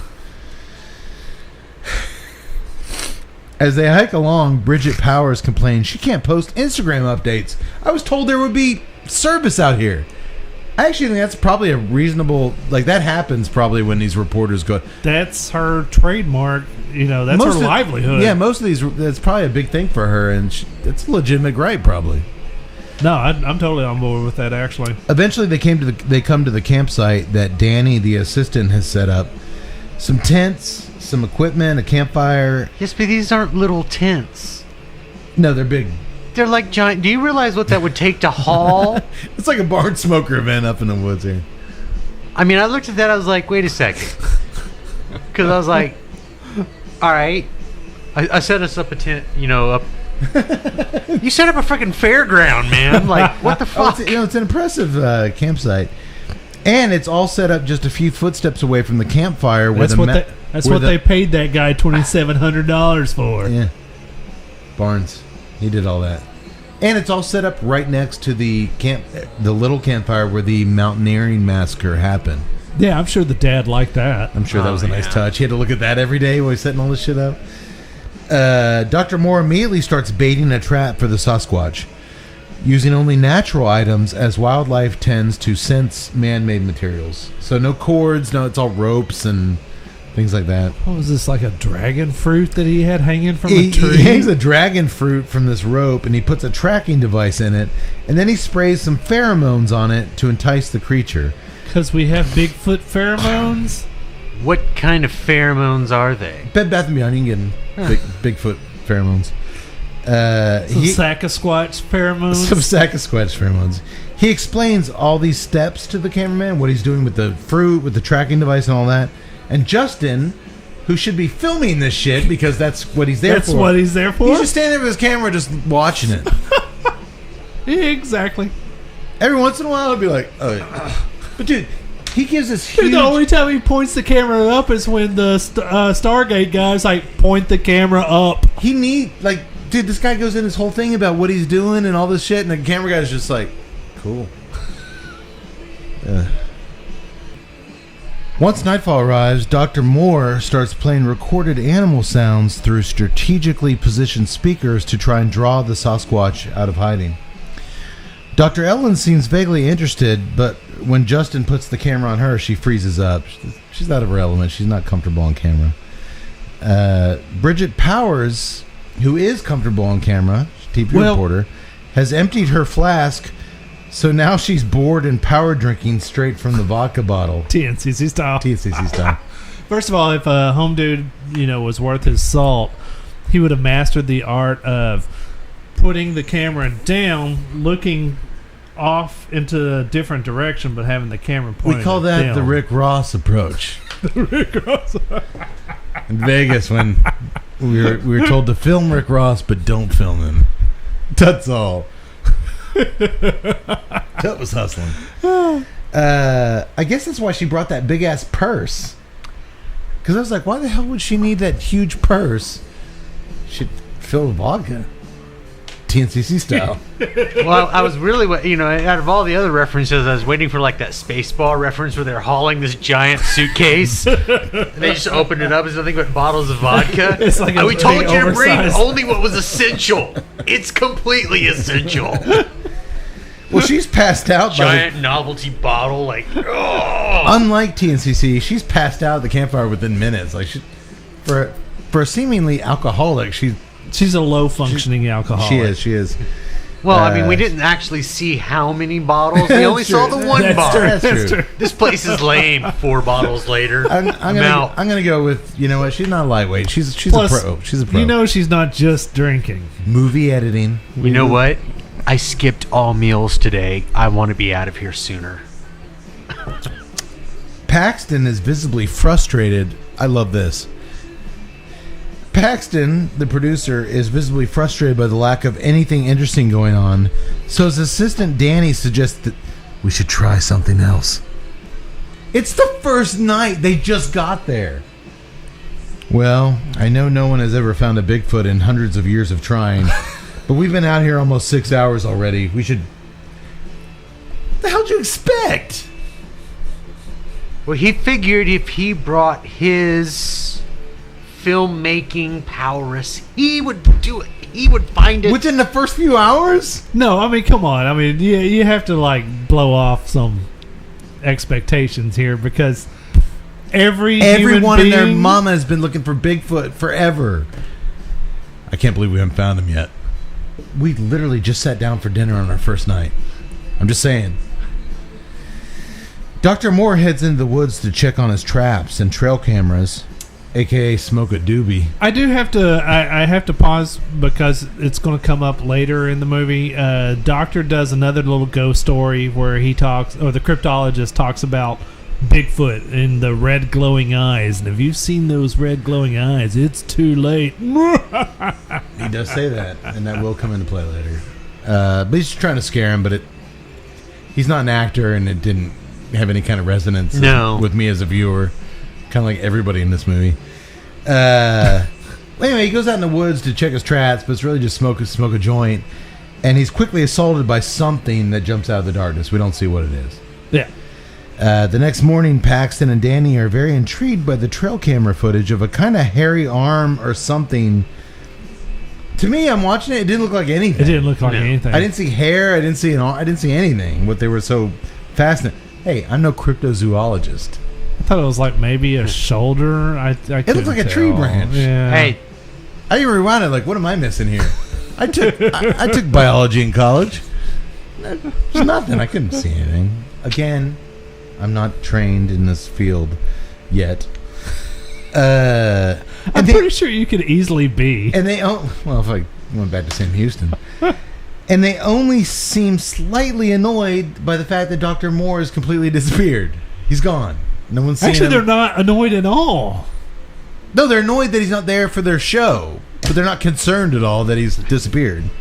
In fact, the only one concerned about the missing nerd is fellow science face, Dr. Ellen, who goes off looking for him, and she manages to talk cameraman Justin and the guide Barnes to tag along.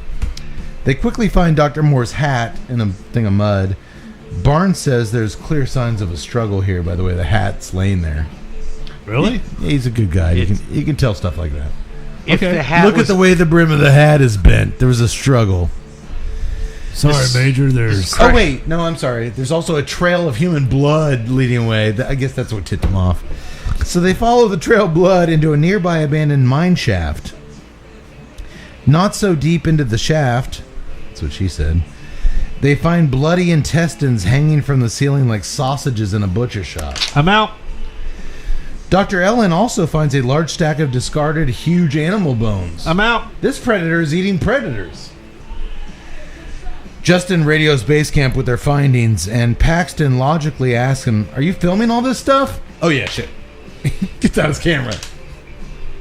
Not to mention the fact they're going to this mine shaft until darkness. He has a huge light on his camera. He's like, "Yeah, I can turn this on. We can see everything."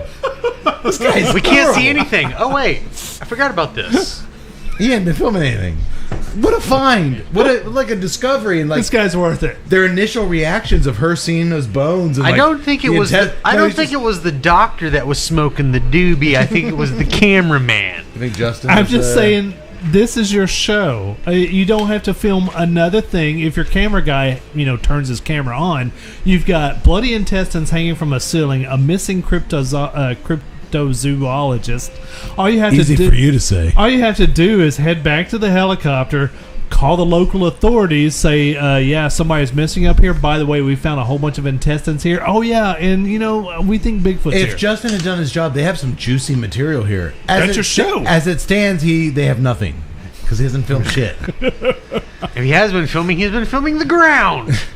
They race back to camp where Paxton divides them into 2 teams to head out and see what they can find. Well, he stays put drinking herbal tea and popping pills back at the campsite. He's a pill popper. You guys, here's what you're doing. I want you guys to go out there and look for Bigfoot. You guys look out there. He's probably very angry and hungry. Put my tea bag in my thing here. Oh, we're not drinking tea. It's time to take some vitamins. You know who likes tea? It's time to take some vitamins. The doctor drinks tea. No, I don't need to hear that.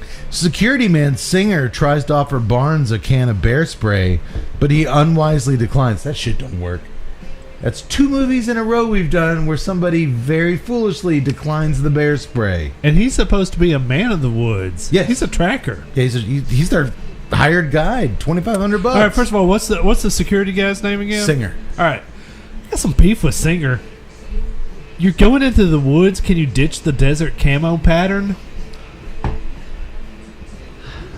I mean, you're a fucking Marine. I mean, get some fucking woodland camo. I almost just ruined my cigar by spitting beer all over it. That's a really good point. You're in the Colorado wilderness and you're still wearing your Desert Storm gear. I think he said Desert Storm. That's I would expect him. I would have been more. I looked more appropriate dove hunting the other day, and I don't even shoot a gun than this seasoned commando look. I was expecting him just to roll out of the brush in a ghillie suit, like, I've been here the whole time. Even those cheesy shades he wore had desert camo on the sides. Yeah. This is really one of those, all right, so I'm sure probably the actor himself was like, I'm wearing desert camouflage, but I'm in the forest. Fuck it, I'm getting paid. Oh no, I put this all on the director. Yeah. I'm picturing the director of this actual movie much like Paxton, the director of this Bigfoot documentary. Shouldn't I be wearing he's drinking tea? Shouldn't I be wearing green camo? Look, I can't afford green camo. Desert camo is cheaper. It all on Barbeau. What would John Carpenter do? I don't know. Give a shit. Maybe if he pay attention to details, just buy him some green pants show and up a and shirt. ready to make something special. Dude, that's crazy. Go to the Army Navy surplus, get some fucking 80s woodland print, and there you go. I hadn't thought about that, Todd. That's a very salient point. Yax, did I use the word salient correctly? You did indeed. It's dark now. Danny's team, consisting of himself, Dr. Ellen, and Barnes, come across a bunch of broken tree branches purposefully woven across the trail, blocking their path. I don't think a raccoon could have done that. No. Chipmunks? Maybe, possibly. Maybe. It's the chipmunks from Grizzly. It's very well constructed. All of a sudden, Alex shows up. It's fucking acorns and a chipmunk. He shows that he's all wounded. Chipmunks. That won't make any sense unless you've watched our previous episode. But they blame everything on acorns and chipmunks and raccoons. And meanwhile, Singer and Justin are standing around waiting for Bridget Powers to finish her cigarette, Tut style. Can we go, please? Just a minute. When the big guy's Singer's infrared camera picks up some activity nearby. Over there, past those trees, I see you. Come on, I get it. So guess what? Our director likes John Carpenter and Predator. I like those things. It is. I get it. Too many references, but they're not. That's the one thing. At this point, they're just becoming random references. I can't believe I'm getting agitated at Predator and John Carpenter references. I'm getting pissed off about it. That's how weird it is, because I was like, I actually texted you when I first started. I was like, oh, there's a lot of quote nods in here. I see why you picked this. This is really... Yeah, there's a lot of quote nods in here. It's kind of fun. And then all of a sudden, 20, 30 minutes later, I'm like, dude, all right, I get it. Come on, man. Are we becoming like those cigar trolls? Is this what's happening to us now? What have we become? No. Oh, you like horror movies? You like the wrong horror movies. You don't know what you're talking about. Look, man, it's cute. You like Carpenter. I get it. Can we move this along? We don't have to have quotes every time with a big freaking neon sign. Remember in Predator when he did? I'm gonna make this guy say that. That's what it is, and it's so obvious, and it's so like you hear the director saying that, Dude, as you watch There it. needs to be chyrons on the deal saying, Predator, did you get it? Did you get it? Did you get it? Did you hear what he say? How did this guy Well, get get this. the budget that he got with Oh, but such dude, bad dialogue? When you watch the featurette of the Megan movie, you know Barbeau she's a sweetheart. She's like, I read this. Alan Howarth, the composer, sent her the script and was like, I think you would really like this. Is worth doing. It's a good project. It's a really smart script. She doesn't know Predator. She doesn't know all these references. She probably doesn't even know half the Carpenter references. So it makes sense, like, oh, okay, whatever. But anybody who knows anything is reading like, oh my God, this is paint by numbers. This is karaoke. This isn't filmmaking. This is fucking karaoke. You're just copying shit. And it's off key. And it's Kentucky hotel bar karaoke, which, hey, in 2 weeks we get to experience again. I guarantee you those people are going to be there. 3 weeks, maybe. Okay. And I swear to God, if we don't get 8 shots of Jameson My- for the price of one. My best memory of 2018 was in that karaoke bar in Kentucky. We're going back, baby. And I'm singing. The Doors, Backdoor Man. All right. I'm going to need another 8 shots for $1. Got your Franken beans. Everybody's like, all right, this is it. The hotel closes down. We're done. No more karaoke. This guy ruined everything. TNCC style. We came, we saw, we ruined everybody's night. Stay fresh, cheese bags. We're out. Well, get this. So he sees something past those trees. But whatever's out there, See you. it's tipped off by Bridget's constant complaining, and it vanishes into sight. She can't stop bitching about everything, and it hears her and it runs off.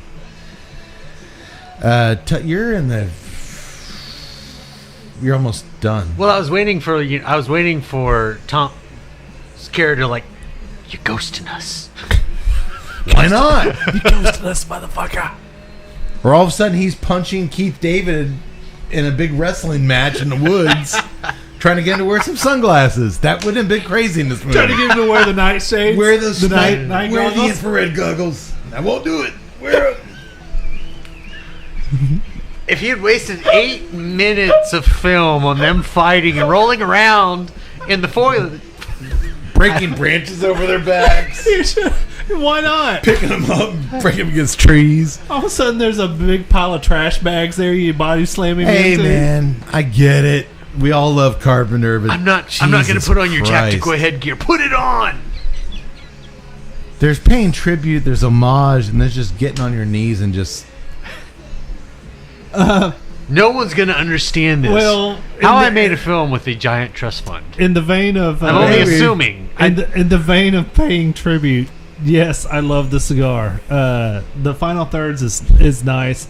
I think the sweet raisins was actually like a weird combination of the beer because Could've I been. haven't really gotten it, too much. I never got the sweet raisins. Good Lord, it's tasty. It is an any time of day cigar too. Oh my God! In the morning with coffee on this. Obviously that, yes, which is the traditional Connecticut time of day. In the morning with a Baltic Porter on this, or in the evening with a Baltic Porter on In this. the morning. Oh, no. That one just slipped right out. Alcohol. That's all truth right there. Such alcoholism reveals itself in the morning with a Baltic Porter on my back deck, 8 a.m., and I'm ready to get going. Just a little something to kickstart the day. Hey, he gained a little respect from me just now. Let me get my Buck Powers on in the morning just to start the Buck day. Flowers. Just, Although Buck Powers is a really cool name too. you know what really helps me in the morning? Hair of the dog. It is wonderful. I mean, it is a just delicious cigar. And the flavor hasn't laxed up. I mean, it has just been constant I- present. I love the transitions between on the retro hell between pepper, cinnamon. It just goes back and forth. There's an ebb and a flow to it. The creaminess, the butter, the cedar, the woodsiness, I mean, it's what really, I've really appreciated that is that it's all within a mild cigar. This is not picked up in the medium. This is not. No. This is not. If you're looking for a nicotine fix or you're looking for a heavy set cigar, this is not it. But yet, it's got a mild presence, but it is chock full of flavor. I can't think of a Connecticut cigar that has been this flavorful and this mild. Yeah. I can't think of it. It's wonderful. Fucking home run. You guys want to talk price point? Oh, man. Well,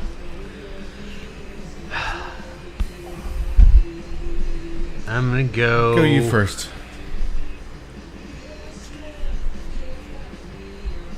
I don't know, man. There's so much complexity. It always throws me off. 11. I wish. I was about to say, I'm I'd going to... smoke these all fucking day for 11. Okay, $11. All right, because it's Saka, and I kind of understand this price pointing, I'm going to go 15, maybe 15.5. Well, I knew I was wrong the minute he started laughing. Well, I was actually going I to go... laughed Billy Predator style because I like that movie.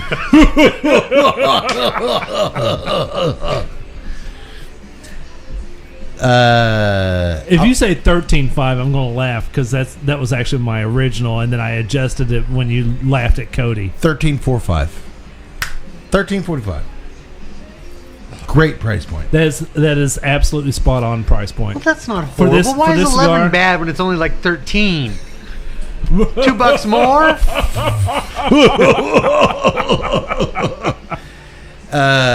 No, it's. Hey, I said, Jesus, 13.5. Jesus, 13.5. no, it's not. If you got $2 to burn, which Wait, he said 15. That's like $2 the other way. that's true. You guys are both way off. I would have said 13.50. We've had far bigger discrepancies. Well, it's $9. It's 27. I let Cade... There's no laughter. I let Cade sway me when he was laughing at your 11 because I was all over 13.5. Wasn't the original Sobremesa like 13.5? We did the was it the Americano, the Toro? I think is the Americano. Don't shit on me, internet assholes, if I'm wrong on that. No, they're going I'm drinking to. here. Not to mention the fact that we got started late, so I had some whiskey. Crumb laughs at your $11. I think it was the Americano, it was Toro, and I want to say it was around there. Yeah. I don't know what it is now. That was a couple years ago. Hey, A lot of Saka Steve's stuff. very A lot of honest about Saka's main... Steve's honest about the price point. They cost what they cost with production and whatnot. A lot of Saka stuff's around that 11 to 13.5 mark. Hey man, you get what you pay for. Yeah, you do. And to your point, if Dude, there's been a if lot I of... picked one of these up and they were like, I'm like, you know what? I'm gonna get me an $11 cigar, and I'm like, oh, I love that cigar. It's 13. Forget it. Dude, there's been a lot It's of cigars. $2, man. There have been a lot of cigars that have been like 11 plus, and especially in that 13 mark that we've been kind of like, I don't really know about this. No, this absolutely is worth it. Yeah, you know what? I keep getting surprised by Saka. When we first had him on the show, when he first came out with Dunbarton, all I want to know was, when's your broadleaf? When's your heavy? Because Sobremesa was so not that. Right. When are you coming out with your next Liga Privada? When are you coming out? That's all I was interested in. And I'm just fascinated by the fact that everything I like from him is not that. Everything I like from him is the mediums, the Sobremesa, and the Exclusivo,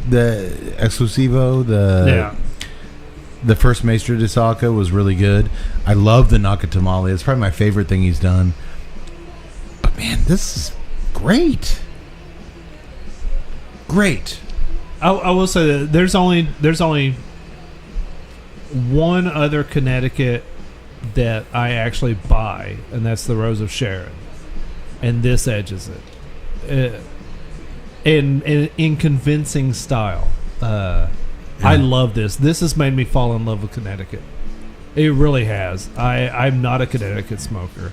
I've always been kind of No, you've always gravitated towards the darker side of things. Yeah, I've always been kind of, with Connecticut. I really like the Rose, but this has just been like, holy crap! If this is what a traditional Connecticut is Well, I supposed see to why be you like the like. Rose, because it did have some elements there that would appeal to you as a non-Connecticut smoker. As a Cody, you're our resident traditional Connecticut. That's where you started in the culture. I mean, where are you at on this? Are you...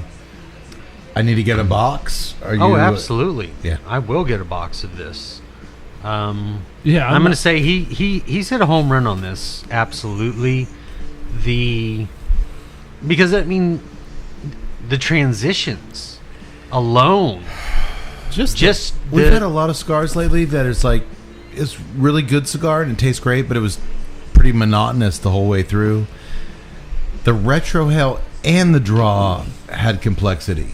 And not only it maintained a flavor presence the entire cigar. It's got an identity. There wasn't warm up. There wasn't we need to get it going before the flavor really kicks in.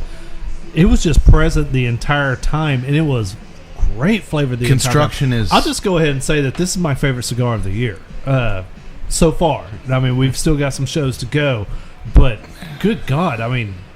But it's new, Tut. You can't say that about a new cigar. You media people always say the newest thing is the bestest thing. No, I can't. I smoke a lot of the stuff. I re-smoke a lot of the stuff that we smoke. I mean, a lot of the smokes that we've reviewed. I mean, I still go back to cigars that we've done for 3 or 4 years, and I love those cigars. That wasn't me. I wasn't attacking. Those are the cigar trolls. You son of a! I was acting. I was giving you the. Yeah. All right. I agree. It's damn good. It really is. And I could honestly, I stick by my statement. This isn't any time of day cigar for me. I could drink it with scotch. I could drink it at night. Like Tut, I could drink it with a porter at 8 a.m. I could drink it with a sandwich at lunch. This is just a really fucking great cigar. Just any time that you want to have a delicious cigar, it's good for everything. It's so good. I think I might like this. I'm gonna go Tut here. Big superfluous comments. I might like this better than any Sobremesa I've had so far. Oh, it's definitely hands down the best Sobremesa I've had. And we ranked all those 1, 2, 3. I love the Sobremesa, but this thing is fucking great. God, this would be so much easier if it wasn't great. Yeah. It'd make our jobs a lot easier. Like, you know what, Steve? You swung for the fences. I get what you tried to do, but... What's funny is last night, my schooling has been interesting. When I've gotten into the math courses, it's the first math course I've had in 27 years, so I'm having to try to just cram years worth of algebra into my head within like a couple of weeks. Right. And I'm competing against 18-year-olds fresh out of college who are, they've been used to this stuff. So I'm having to hit the books left and right. And I was so frustrated last night. I'm like, you know what? I'm just going to pause. I created a bunch of flashcards. I went up to Smoker's Abbey. I was like, I'm going to have a beer. I'm going to have a cigar. Smoker's Abbey in Cedar Park, Texas. Great lounge. They had a cigar caught my eye. It was the Oscar Superfly. Oscar Bayaderas Superfly. Big boy. 6x60. Which you're not a fan of big ring I am not cigars. a fan of big ring cigars. And this was rustic, dark. I mean, it looked like it was going to just slap you in the face. And I'm like, I don't know why I'm going to try this cigar. And it was a great cigar. It was really good. It was light. It wasn't as heavy as you think it was going to be, but it was flavor all the way through. I loved it. And then I get to this little Connecticut bad boy, and it just, man, it beats all over in terms of flavor profile all the way through it. I'm sorry, I love this cigar. It is great. Yeah. Me too. I'm not arguing with you. I want more of them now. I got my secondary cigar sitting over here, and I'm just like, this is going to suck. Anyone else getting caramel? You got a little caramel in there? I'm getting I did caramel. not. The get final caramel. third, you got some caramel. I'm getting caramel. Oh, I jeez. did not. I'm jealous now.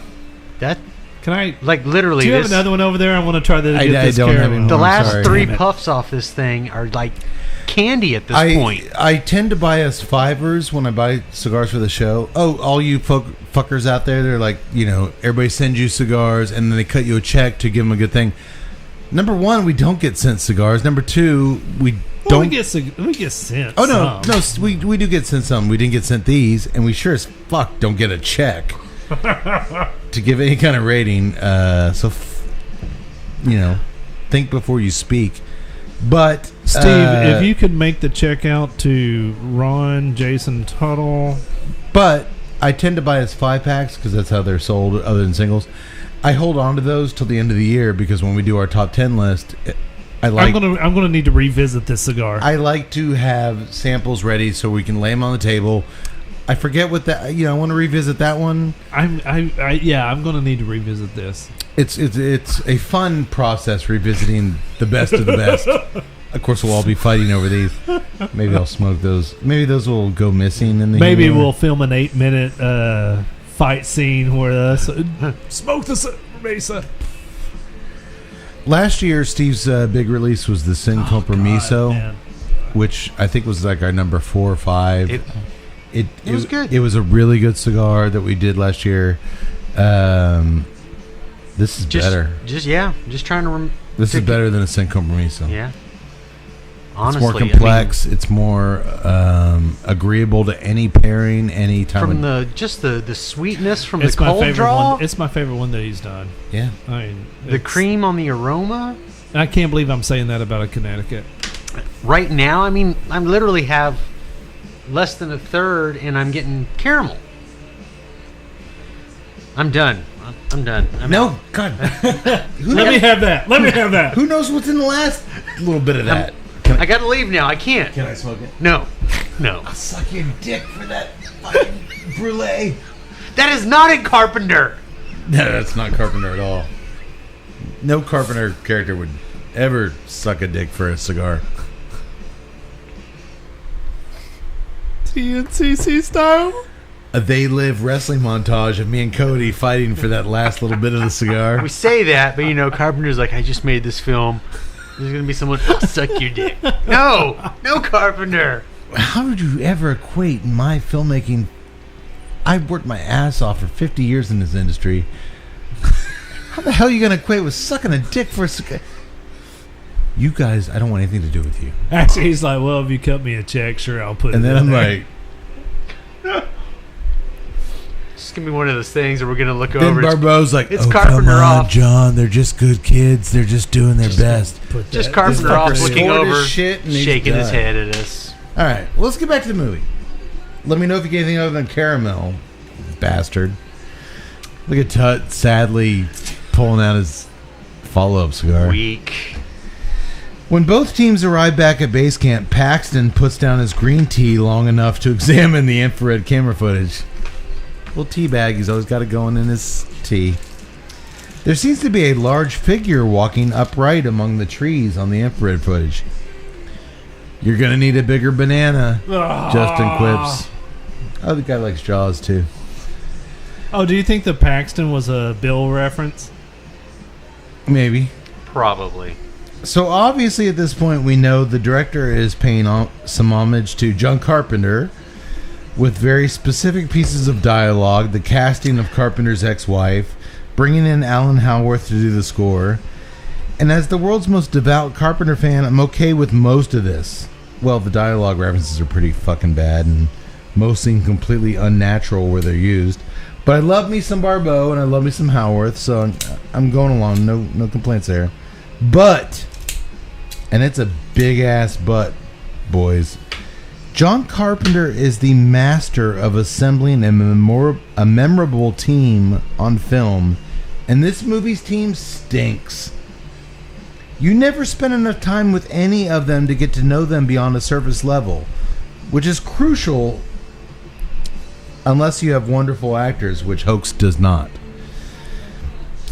I think I like Dr. Ellen just fine, but don't care about her character. I think that's Why is she getting divorced? Who the fuck knows? Because that plot point's never brought up again. What exactly did Mr. Singer do in the Marines that made him this way? Beats me. We never learn. Think of the ensemble in The Thing. Yeah. Those Arctic guys. Think of Prince of Darkness, the scientist assembled to tackle that task. Carpenter was the king of assembling crew teams.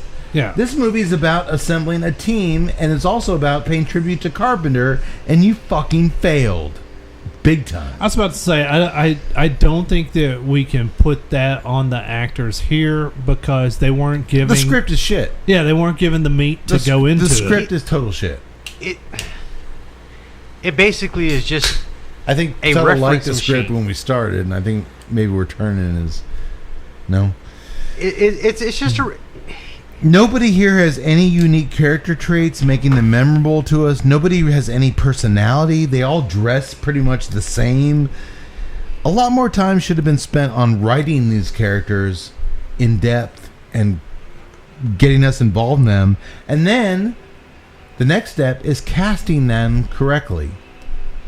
As far as I'm concerned, this is a straight-to-video offering. I didn't see this in the theater, so that's where my bar There was a lot of minute characters in The Thing, in that crew of Arctic scientists that we didn't have backstory on, but the actors were so fucking great that we didn't need it. This movie doesn't have that. So you should have either really got interesting actors to make up for your script shortcomings, or really went back and rewrote and made some really interesting characters on the page, and then directed them, because that's your fucking job, into bringing out some interesting performances. You didn't write a good script. You didn't direct your actors correctly. You didn't cast your actors correctly, and that's why it's a failure. Well, I can agree with that. Sorry. I mean, I can agree with that. He got some talent, but he did not utilize it. He got maybe a talent. I'm just saying that Nick Jonas shouldn't be on that cover of Cigar Aficionado. Fuck that dude, and it's a shame. We've become the cigar trolls. Unlike those fuckers trolling Cigar Aficionado who've never done shit, I've made movies. And I know you can make movies with no experienced actors and direct the shit out of them to where they're believable and they're good. That is true. And I also know, how dare you cast name actors like Brian Thompson, and not take advantage of the fact, oh God, I am blessed with this gift to have this guy in my movie, a legendary guy from Cobra, from Terminator, and I'm going to not give him anything to work with? I was about to say, he really didn't give him... You didn't give him shit. Dick. Except some Predator reference. And you dressed him in desert camo. Come on. Come on. For God's sakes, he played the Buffalo Bill character in Joe Dirt.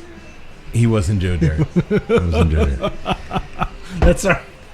Well, they then hear some sticks clanging together off in the woods, so Paxton orders everyone to earn their paychecks and go investigate. They should have shown some Bigfoot hands clicking the sticks. Clink, clink. Clink, clink. No, Cobra we just style. hear the stick. No. He says, go out there and earn your paychecks and investigate. Why put my teapot back on the stove? God, this man drinks so much tea. It's going to be a long night. I need my tea. In a matter of minutes, Bridget Powers is attacked by a growling something. Maybe a Bigfoot. We don't see it. And when the rest of the team finds her, she's suffering a bad compound fracture in her leg, which Dr. Ellen quickly snaps back into place. A screaming Bridget passes out from the pain, which is what the chick from our last movie probably should have done when she had that compound fracture in the water. You pass out from that much. No, she... Anyway, when she passes out, when Danny radios base camp to tell Paxton, he doesn't respond. Base camp. No Paxton. Probably outside taking a piss from all that tea he's been drinking. Or maybe that was him. Or I guess that's what we're supposed to... The paranoia and the suspicion and the thing... Where were you when that happened? Where were you? Expertly done. This? Second thought. Singer and Ellen carry the wounded Bridget back to base, and Paxton finally shows up, just as Dr. Ellen is attending to Bridget's leg wound. They're suspicious of why he disappeared, not buying his... I was fixing a loose camera cord out there. Camera cord came loose. I would say. Still in the woods for some reason. They were all just together coming back. I don't know. I guess these two knuckleheads were left behind to chase the beast. But Justin isn't freaking out about the growling and mauling they just witnessed. They just were some intense shit. Nope, doesn't bother him one bit. He's pitching Danny potential titles for the show. The Blairfoot Project, Yeti Does Dallas, The Hills Have Fur. Man, this film desperately, sorely needs a sense of humor. Like a real one. This was all forced. I mean, it was just absolutely... If you're going to try to inject humor in your movie, make it funny. And I'm the last person to ever say this, but if you have a script and you think it's good and you are actually in a position to make a movie and there's comedy in it, maybe give it to, I hate saying this, one of your funny friends who makes you laugh and is this funny? Because none of this shit is funny. Well, the problem with, I don't have a problem with these lines specifically, but these lines following a traumatic incident where a girl gets her foot just smashed and, that's very tense, and then you're throwing this in there to where the characters don't even respond to her tragedy. No. It doesn't work. It doesn't work at all. And the camera guy, Justin's not a real actor, so he can't balance that grief, horror thing with... It's just a mess. It's just a mess. I'm actually... I'm not going to put any of this on the actors. I think that, I mean, even if they're non-actors, they're doing the best that they can with a subpar script. I think they're poor actors with a poor script, and that's just a recipe for disaster. You can't call the Farscape guy a poor actor, man. He's bad in this. You can't call the Cobra guy a poor actor. He's doing the best he can, but... Exactly. He's doing the best he can with the You know script. what? I'll give him that. He seems like he's trying to do the best he can. The Farscape guys... He didn't get anything, man. Farscape guys just fucking phoning this shit in. Dr. Ellen wants to call in search and rescue to airlift Bridget out of here, but Paxton says, no way. We got a production to finish, and I'm not about to have a rescue team swoop in and scare away whatever it is. We might have a chance of filming tonight. Oh my God, you've already got a hit show right now. You've got bloody intestines in a cave. No, they didn't film any of that because the camera guy wasn't filming it. Yaks, honestly, was this Paxton guy good in any of those shows? Farscape? Yes. Yes. Did he actually act in those things? Yeah. Yes. Because he sucks a big smelly Bigfoot dick in this thing. Farscape. Sounds like Bigfoot 5 seasons. But was he good? Yes. All right. Do you stand by me, him sucking a big smelly Bigfoot dick in this thing? No. He does. He doesn't give a shit in this thing. I'm not saying I stand by it. I'm just saying I can agree with you. Okay, you agree with me. He sucks in this thing. Well, I think that he got to a point that was just like, fuck it, take the check. You know what doesn't smell anything at all like Bigfoot's dick, gentlemen? Great transition. That's right. The intoxicating aroma of delicious tobacco special cigars from our friends at Drew State. They smell fantastic. Don't they? Yes. Available in your choice of either extra dark Connecticut broadleaf or natural Connecticut shade wrappers. Segue of the year. They envelop a Sumatra binder in Nicaraguan Criollo filler leaves. Before aging, the cigars are slowly infused with Nicaraguan estate-grown coffee. The smoke is medium to full-bodied, depending on the wrapper. Its rich tobacco flavors commingling with the unmistakable aroma of coffee and some sweetness. A perfect early morning smoke or after dinner smoke. And if you don't believe me, go out and try one for yourself. In wrestling terminology, I'm going to shoot here. I'm sorry, Joe Girl. I can't wait for that email to say, you really just transitioned with, do you know what doesn't smell like Bigfoot's dick? That's high praise. That's high praise. That is a reference. That's how you work a reference in to a movie that everyone loves. 102 episodes, boys. I know what I'm doing here. I'm the king of the segue. Those tobacco specials, they're awesome. Suddenly, Bridget snaps out of her unconscious state and starts screaming that she saw the beast, and they have to get the hell out of here. Let her talk, Paxton commands, as Justin, the cameraman, doesn't film any of this dramatic shit. But it's too late, as Dr. Ellen pumps her full of sleepy serum, which the camp's minimalistic medical kit had giant syringes full of for some reason. They couldn't even find the medical kit. Like, I think we have a little something bag over there, but it has this huge syringe of knockout juice. Okay. You know Paxton's got the good stuff. Meanwhile, elsewhere in the forest, the Bigfoot, which we still haven't seen an hour into this movie, which better be for a good goddamn reason. I was okay not seeing that bear for an hour in the last movie we did. I'm kind of at the point now where I'm like, I want to see a Bigfoot.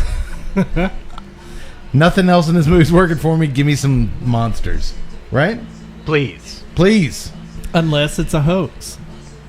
Well, all of a sudden, the Bigfoot tosses a boulder down a cliff. He's in the shadows. You don't see the Bigfoot. He tosses a boulder down a cliff at Justin and Barnes. And once they avoid the boulder and dusts it off, they decide to call quits for the night. Also calling quits for the night permanently is the helicopter pilot, Jonesy, who gets slaughtered along with his beloved Pooch Ike by the creature 10 miles away. This Bigfoot's moving all over the place, killing people. But again, the killing scene at the helicopter, no tension, no... What?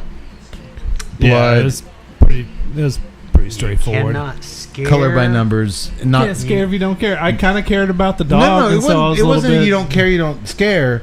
It was just poorly executed. They could have executed with like some tension and him wandering. No, it was just a big claw coming out and he's dead.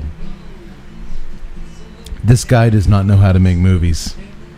I said it. The next morning, over a hot cup of English black tea, Paxton is trying to get his assistant Danny on the radio. Danny, did you do what I said to do? Danny! Teabag in the cup. I guess that's why you're a producer. You get paid the big bucks. You just boss. Can I start doing that with you guys? No, I'm thankful that you don't. Are we getting any big bucks? Next That's- barn smoker, I'm gonna be. right. I'm gonna be in the back of the tobacco barn with my tea bag. Tut, did you get Pedro?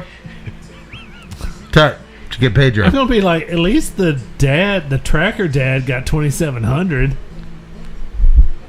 Yeah, I guess we really don't get paid anything. Well, Danny's not answering. He was supposed to fix one of the trail cameras last night, and now he's MIA. Another guy MIA, like Dr. Moore. No real reason for concern. People are just missing. Nobody's really freaking out about it. Oh yeah, our reporter who got her foot smashed by something. Yeah, I'm not freaking out. Yeah. Justin and Barnes return to camp, and Barnes has had enough of Paxton's bullshit. He says that little boulder stunt you pulled last night could have killed them, and he tries to knock Paxton's head off, but Singer breaks it up. Which is the weakest I'm gonna fight you scene ever. Oh gosh, everything was orchestrated bad here. Even the just harmless shit, like a simple fight scene was terrible. Barnes says 6 kids killed here, including my daughter, and all you slimeballs care about your stupid Bigfoot show. The group is turning on each other fast. Whereas in The Thing, when they turned on each other, it was cinematic greatness that would be talked about for decades. These people are turning on each other, and nobody will ever talk about it except on our podcast. For us. Guaranteed. The group, all of a sudden, Paxton's walkie-talkie chirps, and it's Danny. Oh, I thought he'd be dead. No. He's telling me the trail camera was destroyed, but he's found an 18-inch footprint nearby.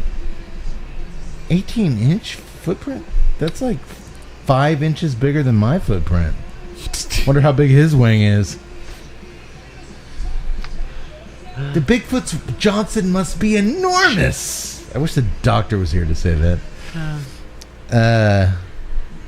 I'm sure, 11 and Moving on. 10. Moving on.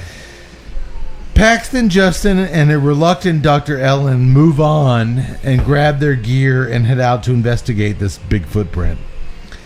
While they're out doing their jobs, Singer and Barnes share a beer down by the lake.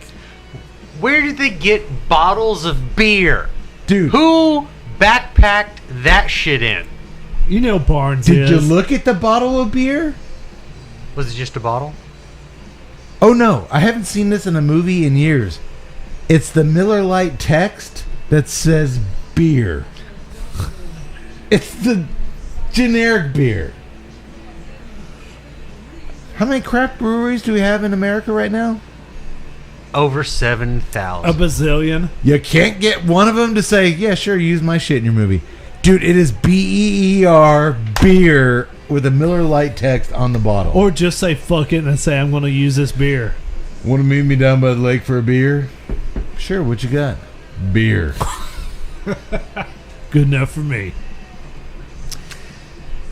They got to come up with a plan, Singer says, to deal with these grade A assholes. But we don't get to spend any real time with the men here, so we don't hear their plan. That's it. Me down there by a beer. We'll share a beer. Boom, we're gone. It ends up mattering because they have no plan. Okay. Jesus. Speaking of grade A assholes, those assholes have found Danny and the giant footprint. As an excited and fascinated Dr. Ellen studies the highly authentic primate footprint, these hairs cannot be, fabricated. The depth and the texture. This is very real. She should know. She's a doctor. She is a primate. Can you just say by Specialist. looking? They're all very happy though. She's a doctor. Even your Farscape Come on, guy is Cody. smiling for the first time. Finally. Hey, we finally did something. We did something. Paxton has to remind Justin though. Oh, you should probably be filming this. Because he wasn't. Okay, everybody. We now need to recreate our initial excitement of this groundbreaking discovery. And Dr. Ellen, please repeat everything you just said with the same out-of-breath enthusiasm because Justin forgot to turn his camera on. She's so, excited and says all this shit, and he's like, oh, Justin. Ellen, can you redo that and act like you didn't just get... Oh, my God. Seriously. As Dr. Ellen is visibly shaking her boots, rattling off details about the skin and hair samples she found, the camera guy is staring at her with his fucking camera pointed to the ground. All right, we get it. Move on. I'm like Cody with the gun in the woods last episode. Bring a gun! We get it, Cade. He doesn't... Which, by the way, they should have all been carrying Cade, we guns. get it. The camera guy I'm doesn't... sorry. I mean... Just say it. Cade, we get it. The camera guy doesn't... Cade, we get it. Camera anything. I just want to Is it bad? I just want to fast forward all this to the end. They hear a scream from back at camp, and when they arrive, Bridget has woken up from her coma? No, the sleepy juice. Sleepy juice. And she's freaking out because she saw the creature outside her tent, and now she has a cute little claw print drawn in blood on her belly. Which that doesn't make any sense At all. No matter how you look at the end of it, it makes no sense. It's like a little cute little bear print drawn on her belly in blood. What? Paxton discovers that his production tent has been ransacked and the satellite phone is gone. Dr. Ellen pleads with him to send for help, and he finally caves, sending Danny down to the chopper and the ATV to radio search and rescue. He tells the rest of them, go ahead and take a nap. I'm going to go drink some tea.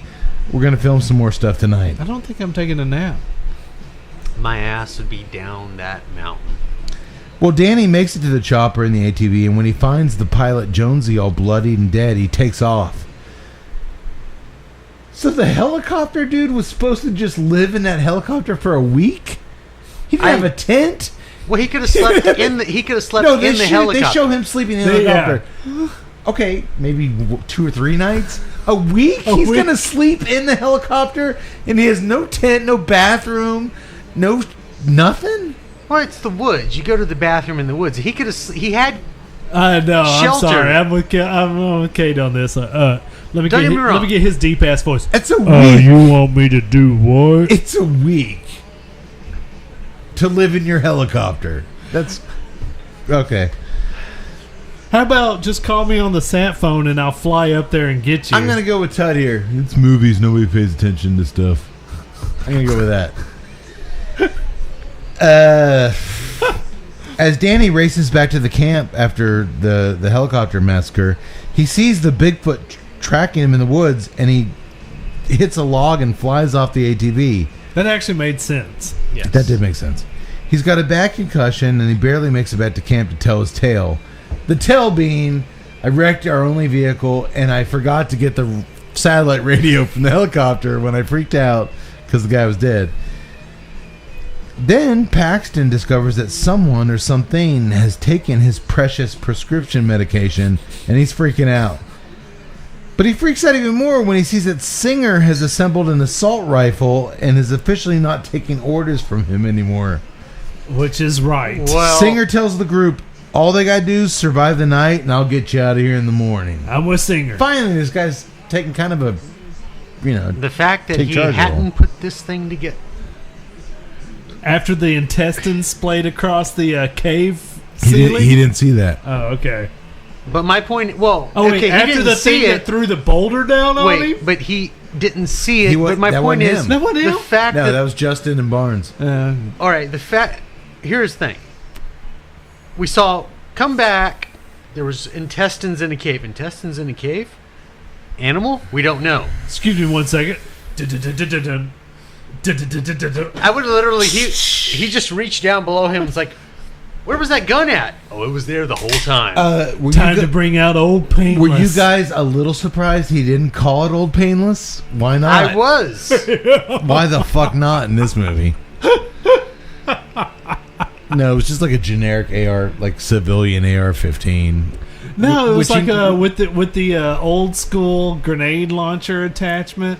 which he never uses. But I was like, I'm pretty sure it was an airsoft rifle. They just made to look cool. I was just hoping at some point, like, this dude was just gonna be like, fuck it, guns everywhere. Like, where were those? You're Cobra, dude. But finally, he's like, you know what? Let's just make it through the night, which they don't, and I'll get you out of here. I'm let's just make it ill-prepared. through the I've got night. the What do wrong you mean kind of make it camo. through the night? But there's a montage of them sitting around the campfire at night, and you can see the director like, okay, now you sit there. There's like 5 dissolves. Okay, now you sit there by the campfire, and all right, we'll dissolve. All right, now you toast a marshmallow. This is going to show the Well, you know what? passage This is of going to show the time. You know passage what? of time, like my textbook and I- filmmaking thing told me to. When someone Which says John Carpenter's never fucking When- done. Actually, you I'm sorry to interrupt, Cody. You hit the nail on it earlier. It's literally a movie paint by numbers. No, I said that. No, that's what I said. That's what I said. You hit the nail on Oh, the head. I thought you were giving Cody credit for that. no, No, I was saying I'm sorry, Cody, Once for again- interrupting you. Oh, okay. you're in the forest. All right, you know what? Everyone just relax. We'll just leave in the morning. My ass would be like, you know what? Everybody, get in line. We're going down this mountain. Well, it's Well- nighttime. Fuck this. We're leaving. Well, guess what? The pilot's Get a dead. line. Fuck this. We're getting off this goddamn mountain. Everybody's peaceful, hanging around the fire. Bridget Powers is especially peaceful. She stole Paxton's. She's chewing his pills and chugging vodka. TNCC style. Well, why wouldn't she? She has no fucking painkillers. Suddenly, the tracking device starts beeping. The bait they set in that fruit thing at the beginning, dragon fruit? at the dragon fruit, is taking off. So they're on the move. Singer, Barnes, and Justin venture out to track it down. Singer crosses a river with his big ass machine gun, with Barnes following him. But the guy they hired to, know everything, slips on a big log and racks his balls and drops his gun in the river. Goonie style. Gun falls down. Did somebody rack their balls in the Goonies? Oh yeah. Wet log. They're crossing a stream. Slip. Boom. Which at this point, I question the fact that the person told them, why didn't you have the strap on the gun? Oh, no, there's this a is little reason. hand, this is a little hand. No, he was carrying a handheld. pistol. Well, You dropped his even pistol. still, But I'm they with have Cody. straps. If I'm like looking at that little thing and I see the dragon fruit going this way, I'm going the other way down the fucking mountain. Well, Barnes and Justin both see the creature emerge from behind Singer. He's relaxed a bit because he finds a raccoon. It was just a raccoon. It was straight up Predator scene where Jesse the Body sees the raccoon or the porcupine. Yeah. It's just a raccoon. Everything's fine. It's just a raccoon. There's a giant Bigfoot behind you. But the river is racing. He can't hear their voices. It's okay. It was just a raccoon. No, it's... But again, fucking raccoon plays a part in this thing. He can't hear his teammates warning him over the rushing river, so the Bigfoot violently twists his neck, sending Singer's blood everywhere. Because they can't do this? 20 minutes left in this film. We got a tiny glimpse of the Bigfoot. Like a second. Yay. Back at camp, Paxton is firing his gun into the dark. He's just shooting everywhere. Like, he's gone full blast. Shooting it everywhere. It seems as if there's growling kind of coming from everywhere, so he's just shooting everywhere he can find. The Bigfoot throws something at poor Danny's head. I didn't see what that, like a log or something? I guess, yeah. Hits him in the head. The poor guy had a concussion and like stumbles out of his tent like, What up? I'm feeling better, guys. Oh, God. Kills him. He's dead. Paxton runs back into his tent, packs up that giant footprint plaster cast of the Bigfoot thing into his backpack. Fuck the camera footage that never ran. I've got this blaster. They make a very point of him smashing that vial of something because the camera hangs on it, but it doesn't matter because we never know what it is. That never means anything. He packs some other shit up, but he's out of there. But suddenly, Justin and Barnes arrive back at camp, and when they tell everyone Singer had his throat ripped out by the Bigfoot, a belligerent, drugged up and drunk Bridget Powers finally goes off on Paxton, much like our chick in the last movie went off on that dude when they were trapped. She tells him, I was warned that you were a fuck up. You've always been I heard you were always a fuck up. And now maybe, just maybe, they'll let you fetch my coffee on my next hit show. 2 fucking creams, 2 fucking sugars, asshole. And then Paxton just shoots her ass. Right in the tit. He just blasts her. In front of everybody. And when Barnes, the hero's like, I gotta do something, he shoots his ass. Dr. Ellen and Justin wisely keep their traps shut. Whoa. My name is Paul, and this is between y'all. Dude, it is. He looks at it, he's like, I might need these bullets later. He just runs off. All right, it took me a while to reconciliate this, but all right. Reconcile this. All right, first of all, I'm guessing those drugs that she stole was like his personality thing to where he needed those to not be a homicidal maniac. In a good script, we'd get some insight on that. Maybe. That's the only thing I could think of, because I'm like, I understand she's a bitch, but you're not going to shoot her there in front of 3 other people.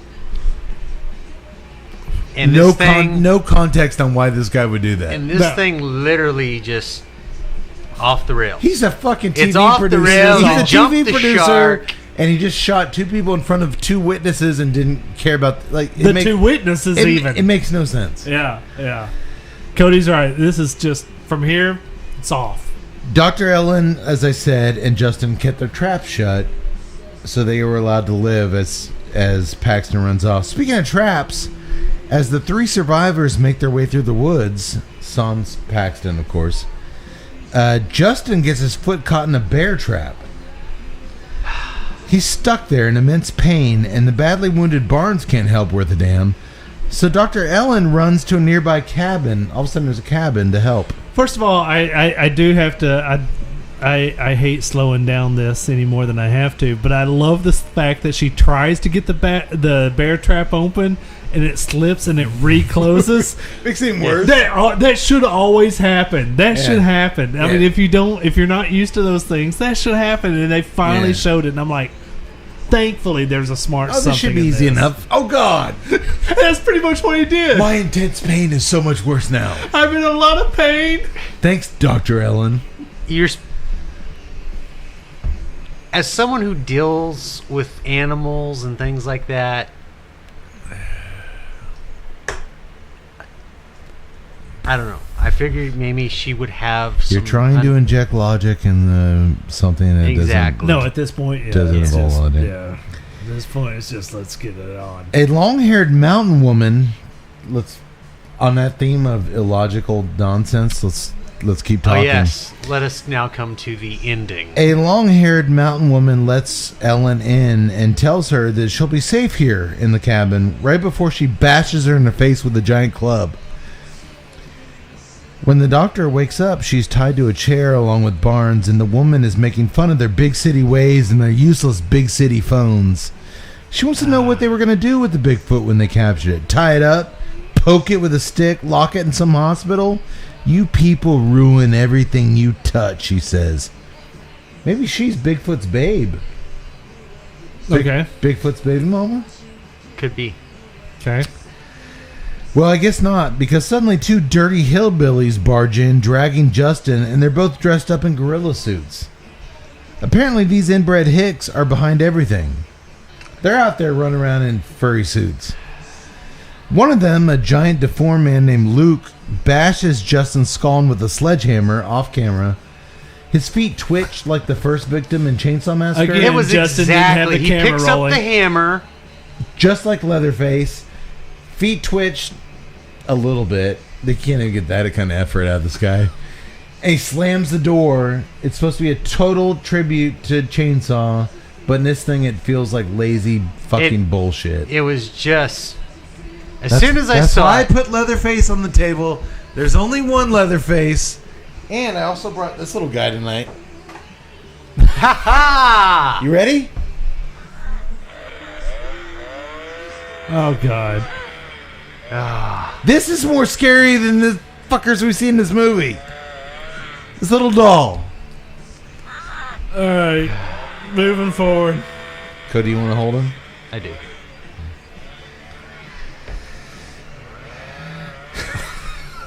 Jeez. Sorry.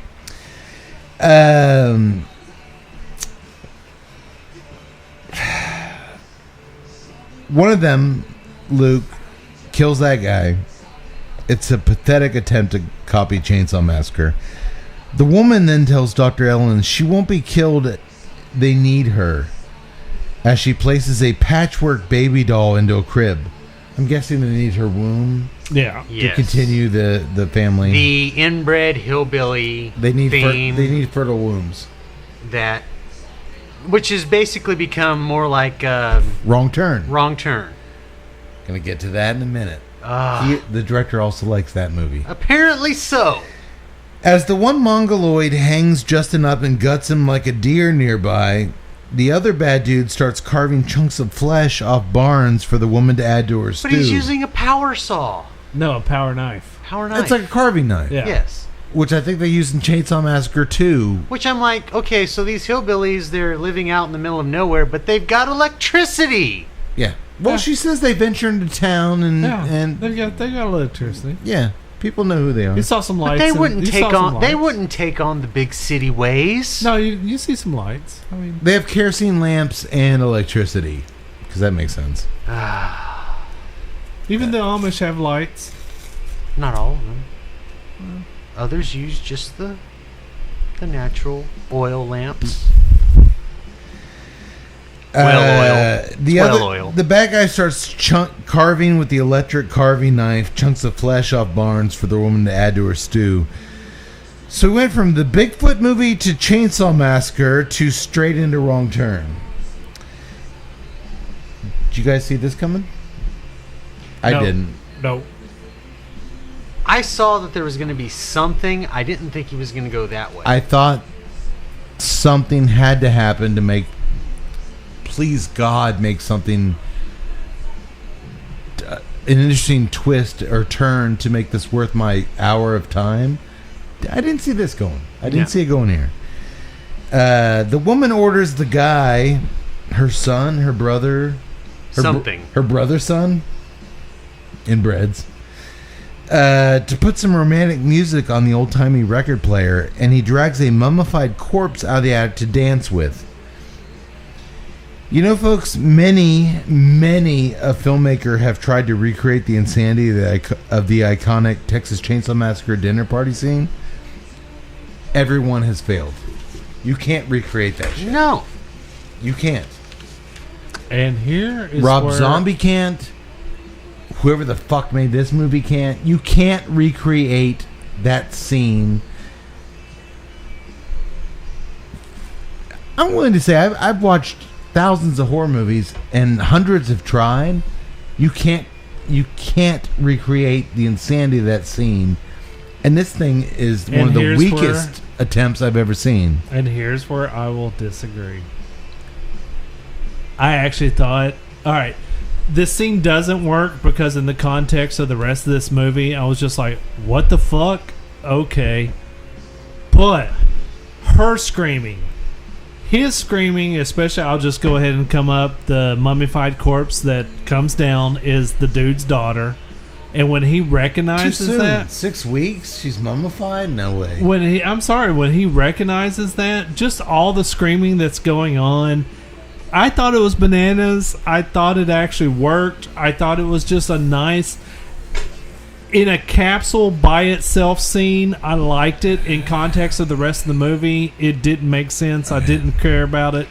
But in terms of just the sheer chaotic craziness of this one little scene, I thought it was cool. I thought it was just like, this is kind of fucked up. When the dude brought out the power knife and he's slicing off the dude's leg, I'm just like, holy shit, this is fucking... Yeah, he's going for it. He's out there. I'm fine with the director doing this stuff. I was just like, I mean, he's literally like peeling into the thigh. They're thighing it up while the guy is just fucking screaming. They're closing up on the girl who's looking at all this going like, what the fuck? And she's just screaming bloody murder. I was cool with it. Now I feel like we're on ESPN First Take, like Stephen A. and that other guy. Where like, yeah, but to me I'm gonna tell you. Let me tell you what I think. But to me, that's like contrived to where it's like you take one position. I'm contractually obligated to take the other position. That's how that show works. I'm gonna tell you how our show works. Well, I feel like this is more like I'm gonna tell you how I feel about this. I'm gonna tell you how I felt watching this. It felt so inauthentic, so staged. I watched it all play out without feeling the slightest sense of terror, fear, disgust. I honestly didn't feel a goddamn anything watching any of this.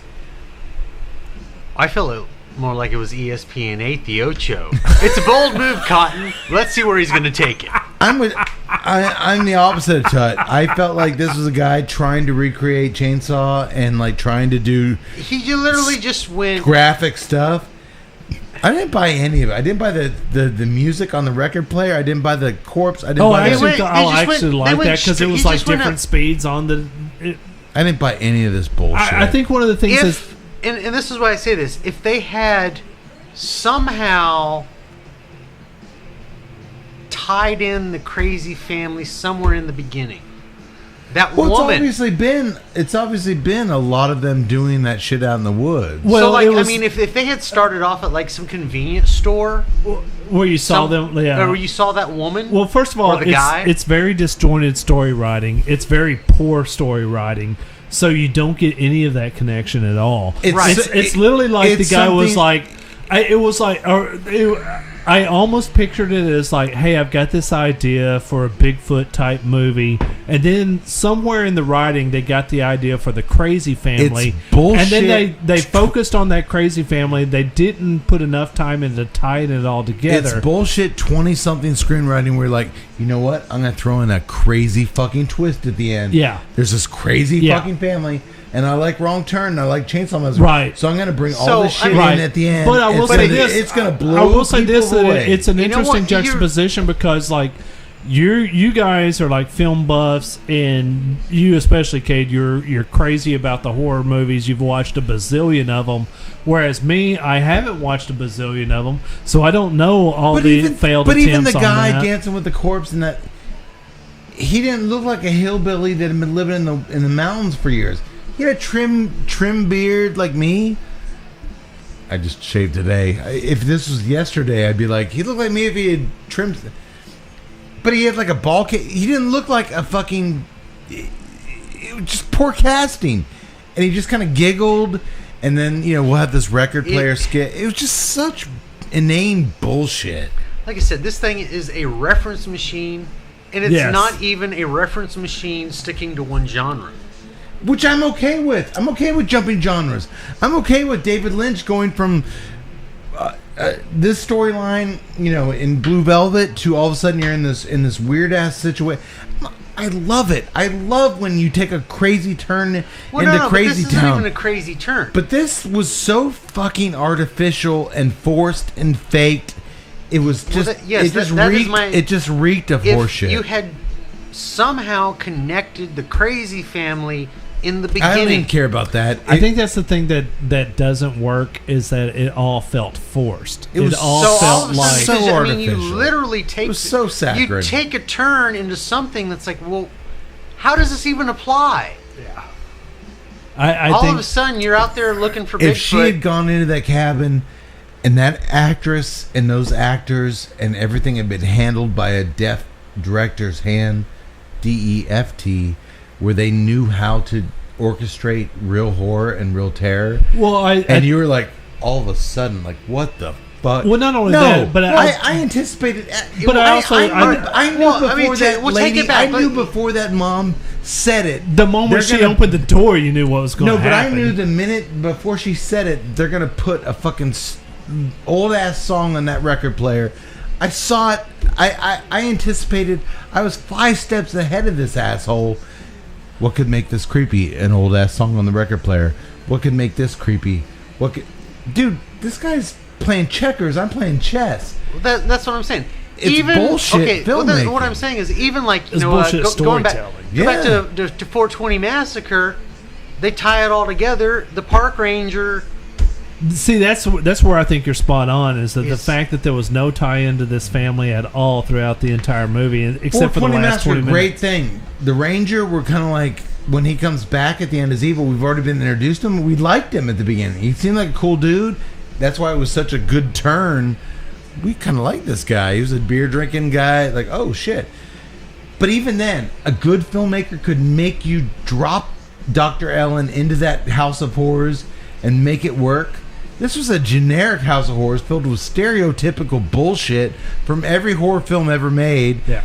And it was just unbelievable nonsense. He stole from, I thought it was Chainsaw 2. From the original Chainsaw. He stole from the fucking remake Chainsaw with him pulling the guy down and gutting him down there. If you're going to steal from the greats, steal from the greats. Don't steal from the remake of the greats. This guy's stealing from everything.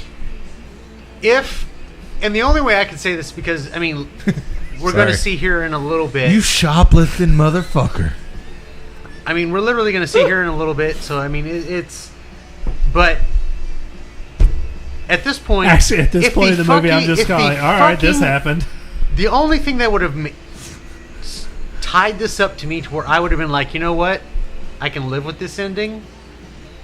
If the fucking Sasquatch broke down the fucking door and killed the fucking crazy family, I'd be like, I can live with this. Yeah. But no, that's not what we get. No, cool. Here's what we get.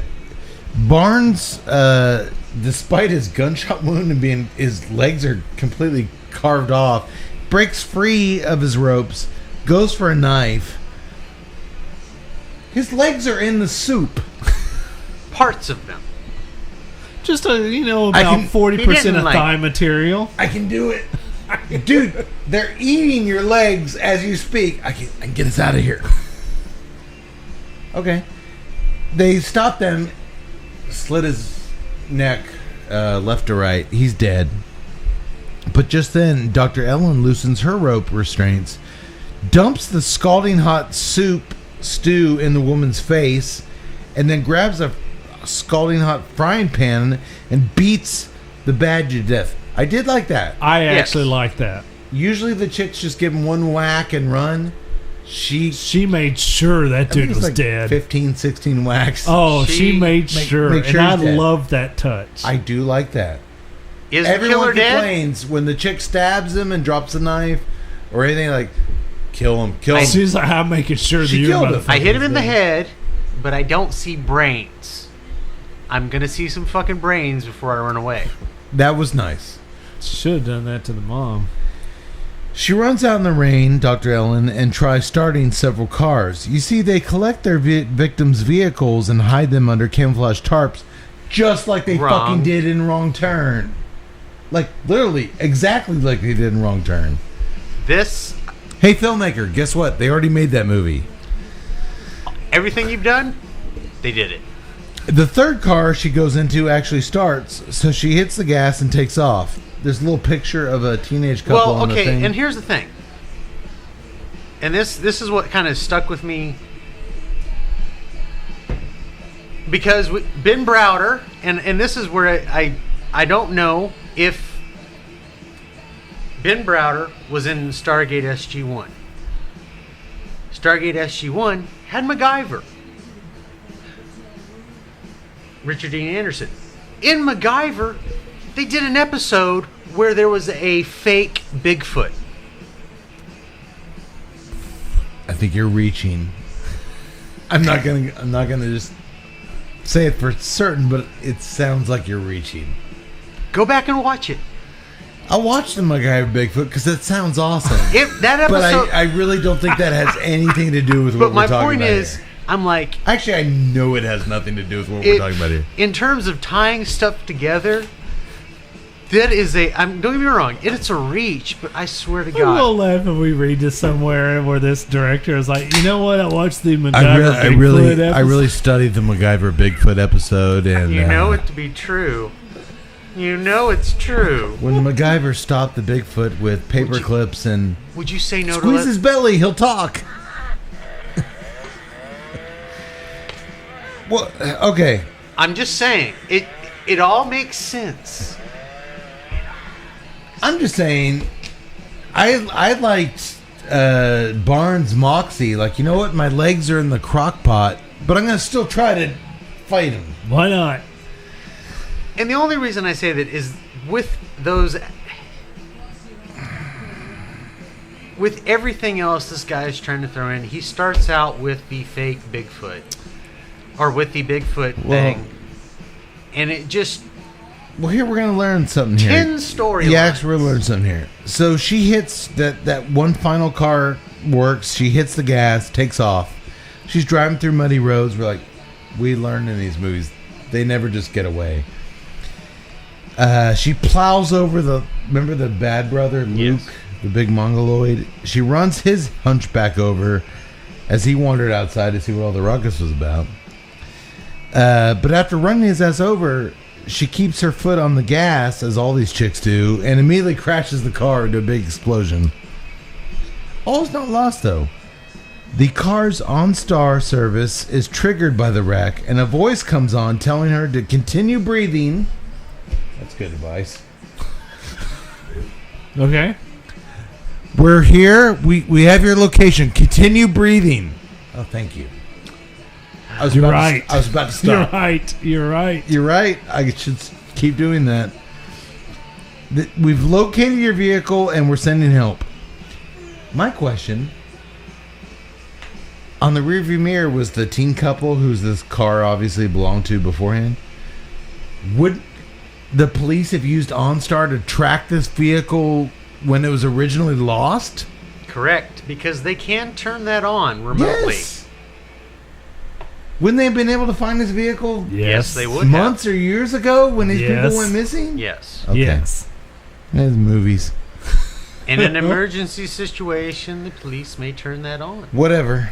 Suddenly, the old mountain woman bursts through the driver's side window and attacks Ellen. And we cut. We cut to the forest where Paxton, your boy, is still running around aimlessly firing bullets into the forest. He falls down, loses his gun, of course.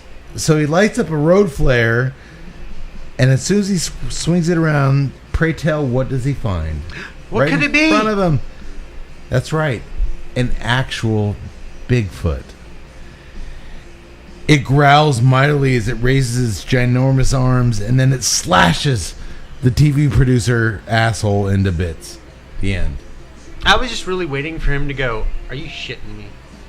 I wanted to say something that would have been some character to him. Oh shit. Something. You gotta be shitting. Anything. Wow. Okay. Anything. He didn't say shit. I'm sorry, you say he's a good actor. He sucked in this. Yeah, well, why wouldn't he? He got a paycheck. Hey man. You want me to do what? Rutger Hauer. Might be a paycheck, but I'm going to give it everything I got. Well, I like this dude. He's not Rutger Hauer. This guy clearly just drank tea and... Yes, but I also have to ask the question. If Rutger Hauer had been handed this script, what would he have done? I think he would have been like, you know what? I'm Rutger Hauer. I'm going to make some changes here. I think he would have fucking made an interesting character. Your guy, Farscape guy, sucks. I'm sorry. No, this script sucks. That is true. The storytelling Watch sucks. Farscape. I'm not going to watch Farscape. It's good. Watch it. Watch 50 hours of this TV series and prove me wrong. Do me I'm not one. gonna do that. Do me one favor. Just one favor. All right. Watch the first 3 episodes. It's like 3 hours. The first 3. I'm not telling you to watch 5 years of Farscape. And the funny thing is, Just the first 3. I'm not going to watch episodes. anything to prove. and you don't even have to pay to watch that. We had to pay to watch this shit. What if Leatherface asked you? This guy showed me everything what he brings to the craft in this movie. Bullshit. Did y'all think at some point Ellen was going to find Alex, the missing daughter, in that house? I did. Because she was never found, and it was like, she's missing. No, that was the corpse. Dude, she's not mummified after 6 weeks. No, the dad recognized it because of something okay, that she was wearing on first the of wrist, all, on the wrist. Because they're crazy hillbillies, and because they're all about I didn't see that at all. Yeah, the dad. The dad they saw something on the... Yeah, they All showed right. a close up of the wrist. The dad recognized it and just started yelling like crazy.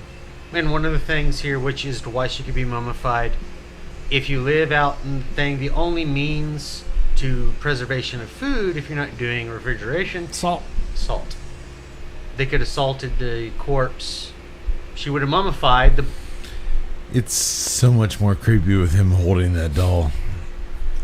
Okay, I missed that completely. Okay, so that was Alex that he was Yes. dancing. Okay. Also, this is the second film in a row where we don't know if the main chick lived or died. It ended with that crazy mountain woman breaking through her thing. The difference is, in our last movie, Backcountry, I cared. I don't give a shit here. The only thing I really wanted to see out of this was the use of modern technology to where the woman is screaming at her and she just rolls up the window and like locks her head. That's true. It's still running. She could just... And it would have been like the hilarious like...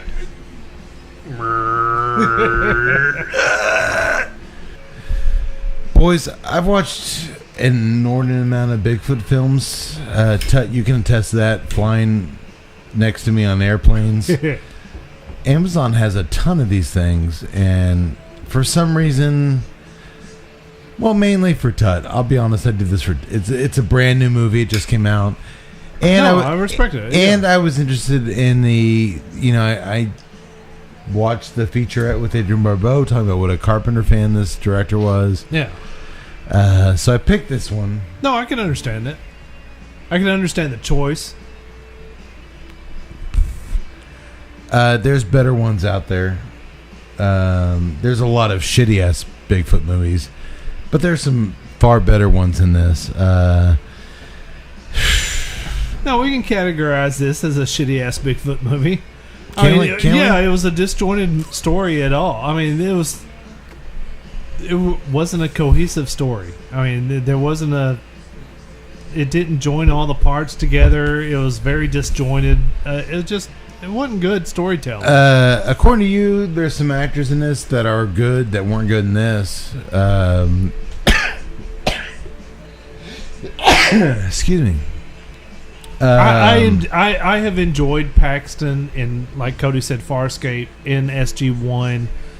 He always plays a little cocky, kind of Not in this. I can kind of see where the director was like, dude, smarmy guy. This guy would make sense, but the script didn't give him any. It just.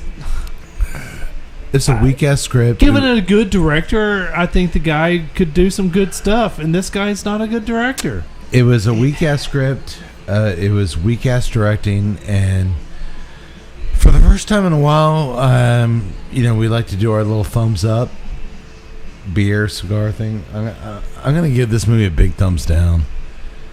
It didn't do anything for me at all. What was the runtime on this movie?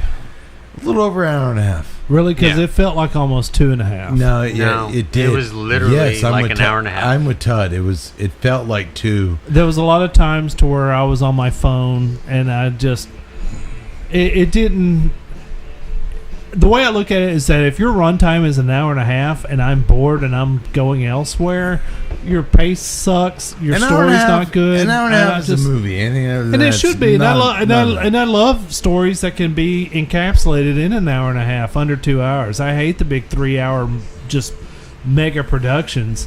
I like a succinct story, and this is not a succinct story. It's a disjointed story. I just like. How do you connect all this parts? And it felt like they had like, oh, this is a good idea. Oh, this is a good idea. Oh, this is a good idea. And they never spent any time joining any of those ideas. Correct. The script was shit. The directing of that script was shit. The casting was shit. Now you sound like the cigar guys. Hey, I can at least back it up. I made some good movies with a lot less. So, come at me, bro. Didn't have near the budget of this thing. Hell no. And once again, that is just what it is surprising. And it honestly, it's surprising not just with this film, The but only one, just honestly, numerous the- films is like how. The only one I will give a pass to here is Brian Thompson. He was trying, and he was not given shit to work with. But I honestly got the sense that he was trying, Right. and he was actually like, "All right, this lines are shit, the dialogue shit, the situation shit." But The reason I'm giving it what I got. I didn't get that from your dude Paxton. I didn't get that from. I got that from Dr. Ellen, but she had none of these characters had anything to work with. Work with Yeah. here. Dr. Ellen, I was kind of okay with. Singer, I was okay with, especially in the scene when he realizes that Brian was military as well. No, there's I'm a warmth on his face, and he kind of touches his shoulders, like, I was like, dude, I buy this. "Yeah, tell me more about who you are." Yeah. But we never get that. Yeah, that. Other than that, man, waste of money, waste of talent, waste of. Of course, in Devil's Advocate, I can just see the director going, "Yeah, well, you motherfuckers paid to watch this shit." We did on Amazon, $5. You got my $5. You got his $5. You got his My $5. $5. I got the standard definition, so it was only $4. You never know until you watch it, boys. You never know. You never know until you watch it. So, okay, we've done a grizzly bear horror. We've done Bigfoot horror. Who knows where we're going next, boys? Somewhere that's not in the woods. Well, we got Friday 13th coming up this week, but that obviously wouldn't air till, well, after that. After Friday. So, Tuesday Night Cigar Club hates topical. Apparently. We hate it. Well, there's something we could be relevant with and really hit the home. Hey, we were No. relevant with the Jonas brother, dude. Yeah, well, that'll be old news by the time this comes out. Well done, Nick Jonas. Okay, Tut. We'll be back for more Halloween goodness in 2 weeks. Give us some links. All right, if you like some pictures, join us on Instagram, TNCC_podcast. Check out all of our lovely stories there. Speaking of stories, you can also watch it on Facebook, Tuesday Night Cigar Club. If you want to join us on Twitter, you can do it at TNCC Cast. If you want to subscribe to us on YouTube, thank you to all the people that are subscribing to us on YouTube. I love watching this. So-and-so is subscribed to your YouTube channel. That is Tuesday Night Cigar Club.com. No, that's our website is TuesdayNightCigarClub.com. Which, speaking of, if you're going to buy some cigars, go to TuesdayNightCigarClub.com, hit on the Famous Smoke Shop banner, and then you can do all your shopping from there. And by the way, if you're going to spend $100, do that promo code TNCC20, and you will save $20 off of a purchase of $100. That, my friends, is like 20%. I don't want to toot my own horn. Okay, I do. Cigar Monster, which is a branch of Famous Smoke Shop, was running a crazy Drew Estate deal. Like 10 Drew Estate cigars. It was Herrera, it was Nica Rustica, it was Undercrowns for like some insane price. And somebody posted on Drew Estate fan page. I'm like, you know what? Order 4 of those bad boys. Get over $100, get 20. And so many people took advantage of it. They're like, thank you, brother. Like, dude, they were using the shit out of our promo code, and they got a ton of great cigars. Hey, saved some money. A lot of money. By the way, if you're going to do some Amazon shopping, click on the Amazon graphic on TuesdayNightCigarClub.com. Do your shopping from there. We get a little kickback. It doesn't cost you anything, and it helps us to, keep the lights on. I actually saw a little bit of a bump in our bank account from Amazon last week, so... Yeah, all right. Somebody's doing it. All right. Excellent. We'll take it where we can get it. And by the way, if you're going to be in, Kentucky? Hit you with some Kentucky Barn Smoker, man. Come join us. Come up to us and say, Cade rocks, and you get a button. You're going to give us a button? Wait, I know which button you're going to give, and that's a cool-ass button. It's a cool-ass button. What's cool about it? It's got Tom Atkins. Oh, yes. Tom Atkins smoking a Yes. cigarette on it. I'm surprised he wasn't in this movie. If he was, that would have made it Yeah, 100 times better. Even he, I don't know if he can. I don't know. We'll see. Come on, Barbeau and Atkins. Yes, this should air before Kentucky, so come see us at Kentucky Barn Smoker. Get a button. It is really a fucking badass button. It is a great ass button. Thank you for joining us. Our march to Halloween will continue. We should have at least 2 more shows. I hope so. That's the plan before Halloween. That's the plan, but TNCC style, things change. Especially with College Boy over here. But no, it's been a fun show. I'm going to try to find us one more movie with 10 horror. If I can't, then I'm just going to yank us out of the woods. Let's get us out of the woods, man. You want us out of the woods? Yeah. Okay. I'll get us in the city next time. Next show will be in the city. Pull the gloves off. I want to go fucking scary. I want to go the house that October built where some dude in a bloody bunny suit gave me nightmares. You want to go hardcore. You want to be scared. You want hardcore in your nightmare dreams. Cody, I'm scared. I'm already scared. All right. You sent him. You put him on this All right, mission. He will listeners, find it. You heard it here first. I'm going to follow Tut's guide, and I'm going to bring you something to scare the shit out of you. You know, I'm going to watch it during the day on my back deck in full broad daylight. You can't see the screen. With my gun in my... Thank you, folks, for listening to us. Thank you for bearing with us. I know we slur a lot, and You slur a lot. Well, to get slur a lot. Well, to get through this show, you have to. I mean, the movie, not the show. All right, real quick. 3 thumbs up on the cigar. Yes. 3 thumbs up on the beer, I think. Yeah, actually, well, it's bat-tastic. And the movie, 3 thumbs down. Oh, ouch. Better luck next time. I would give you a halfway mark just No. in actors alone, but utilization of said actors. I mean, if you had let them use their experience. When wanting to pay tribute to a master like Carpenter, you have to tread a very thin line to where it's not karaoke. I will say this: You we have a project. You, sir, were so far beyond karaoke. It was. No, I will say this: you're gonna put the link up to our Kickstarter for Angel Dust. I'll show you the video for what we want to do. And Angel Dust was an homage to Carpenter, much like this project wanted to be. And your premise behind it was wanting to do a shot by shot throughout our feature of Carpenter's deals.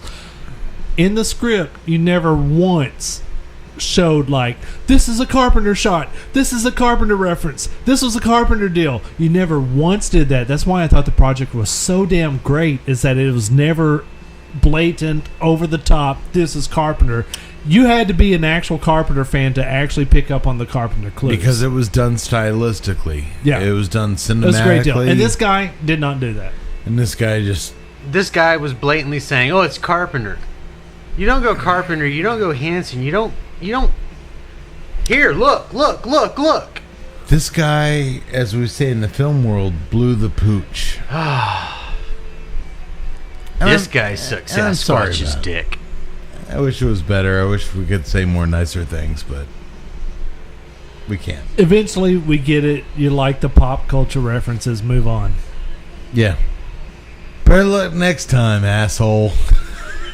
Was that our better luck next time, asshole?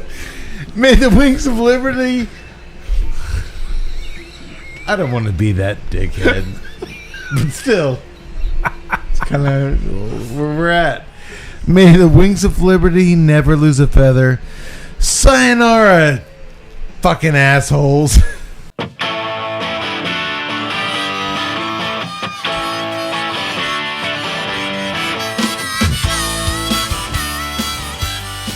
To learn more about the time I was fired from my job as a forest ranger when I snubbed my nose at the Park and Wildlife Department's employee handbook, which demanded I wear pants at all time while on duty, please read my 2007 best-selling short story, Not All Weenies Are for Roasting and Other Erotic Campfire Tales by Keith A. Howell.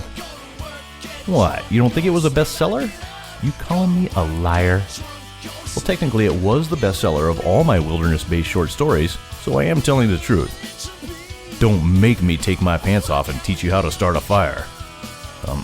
Sorry about that, folks. I guess it's still a sensitive subject for your old buddy Keith. And in the meantime, to learn more about the cigars and other libations enjoyed on tonight's episode, you can visit DunbartonCigars.com and Rogue.com. For more on O'Brien's Irish Pub, the live music leader in Central Texas, please visit O'Brien'sTemple.com and download their free smartphone app, where you'll find full beer listings including over 40 on tap, menu information, and a calendar of upcoming live events. To listen and purchase music heard on tonight's program, check out www.fritzbeermusic.com. Thank you for listening to the Tuesday Night Cigar Club podcast. This is Keith A. Howell saying until next time, friends, unless we see you sooner at the pub. So keep it smoky, and for God's sake, keep it ballsy as well. Go to work, get drunk, go to sleep, I get up. Go to work, get drunk, go to sleep, I get up. Go to work, get drunk, go to sleep, I get up.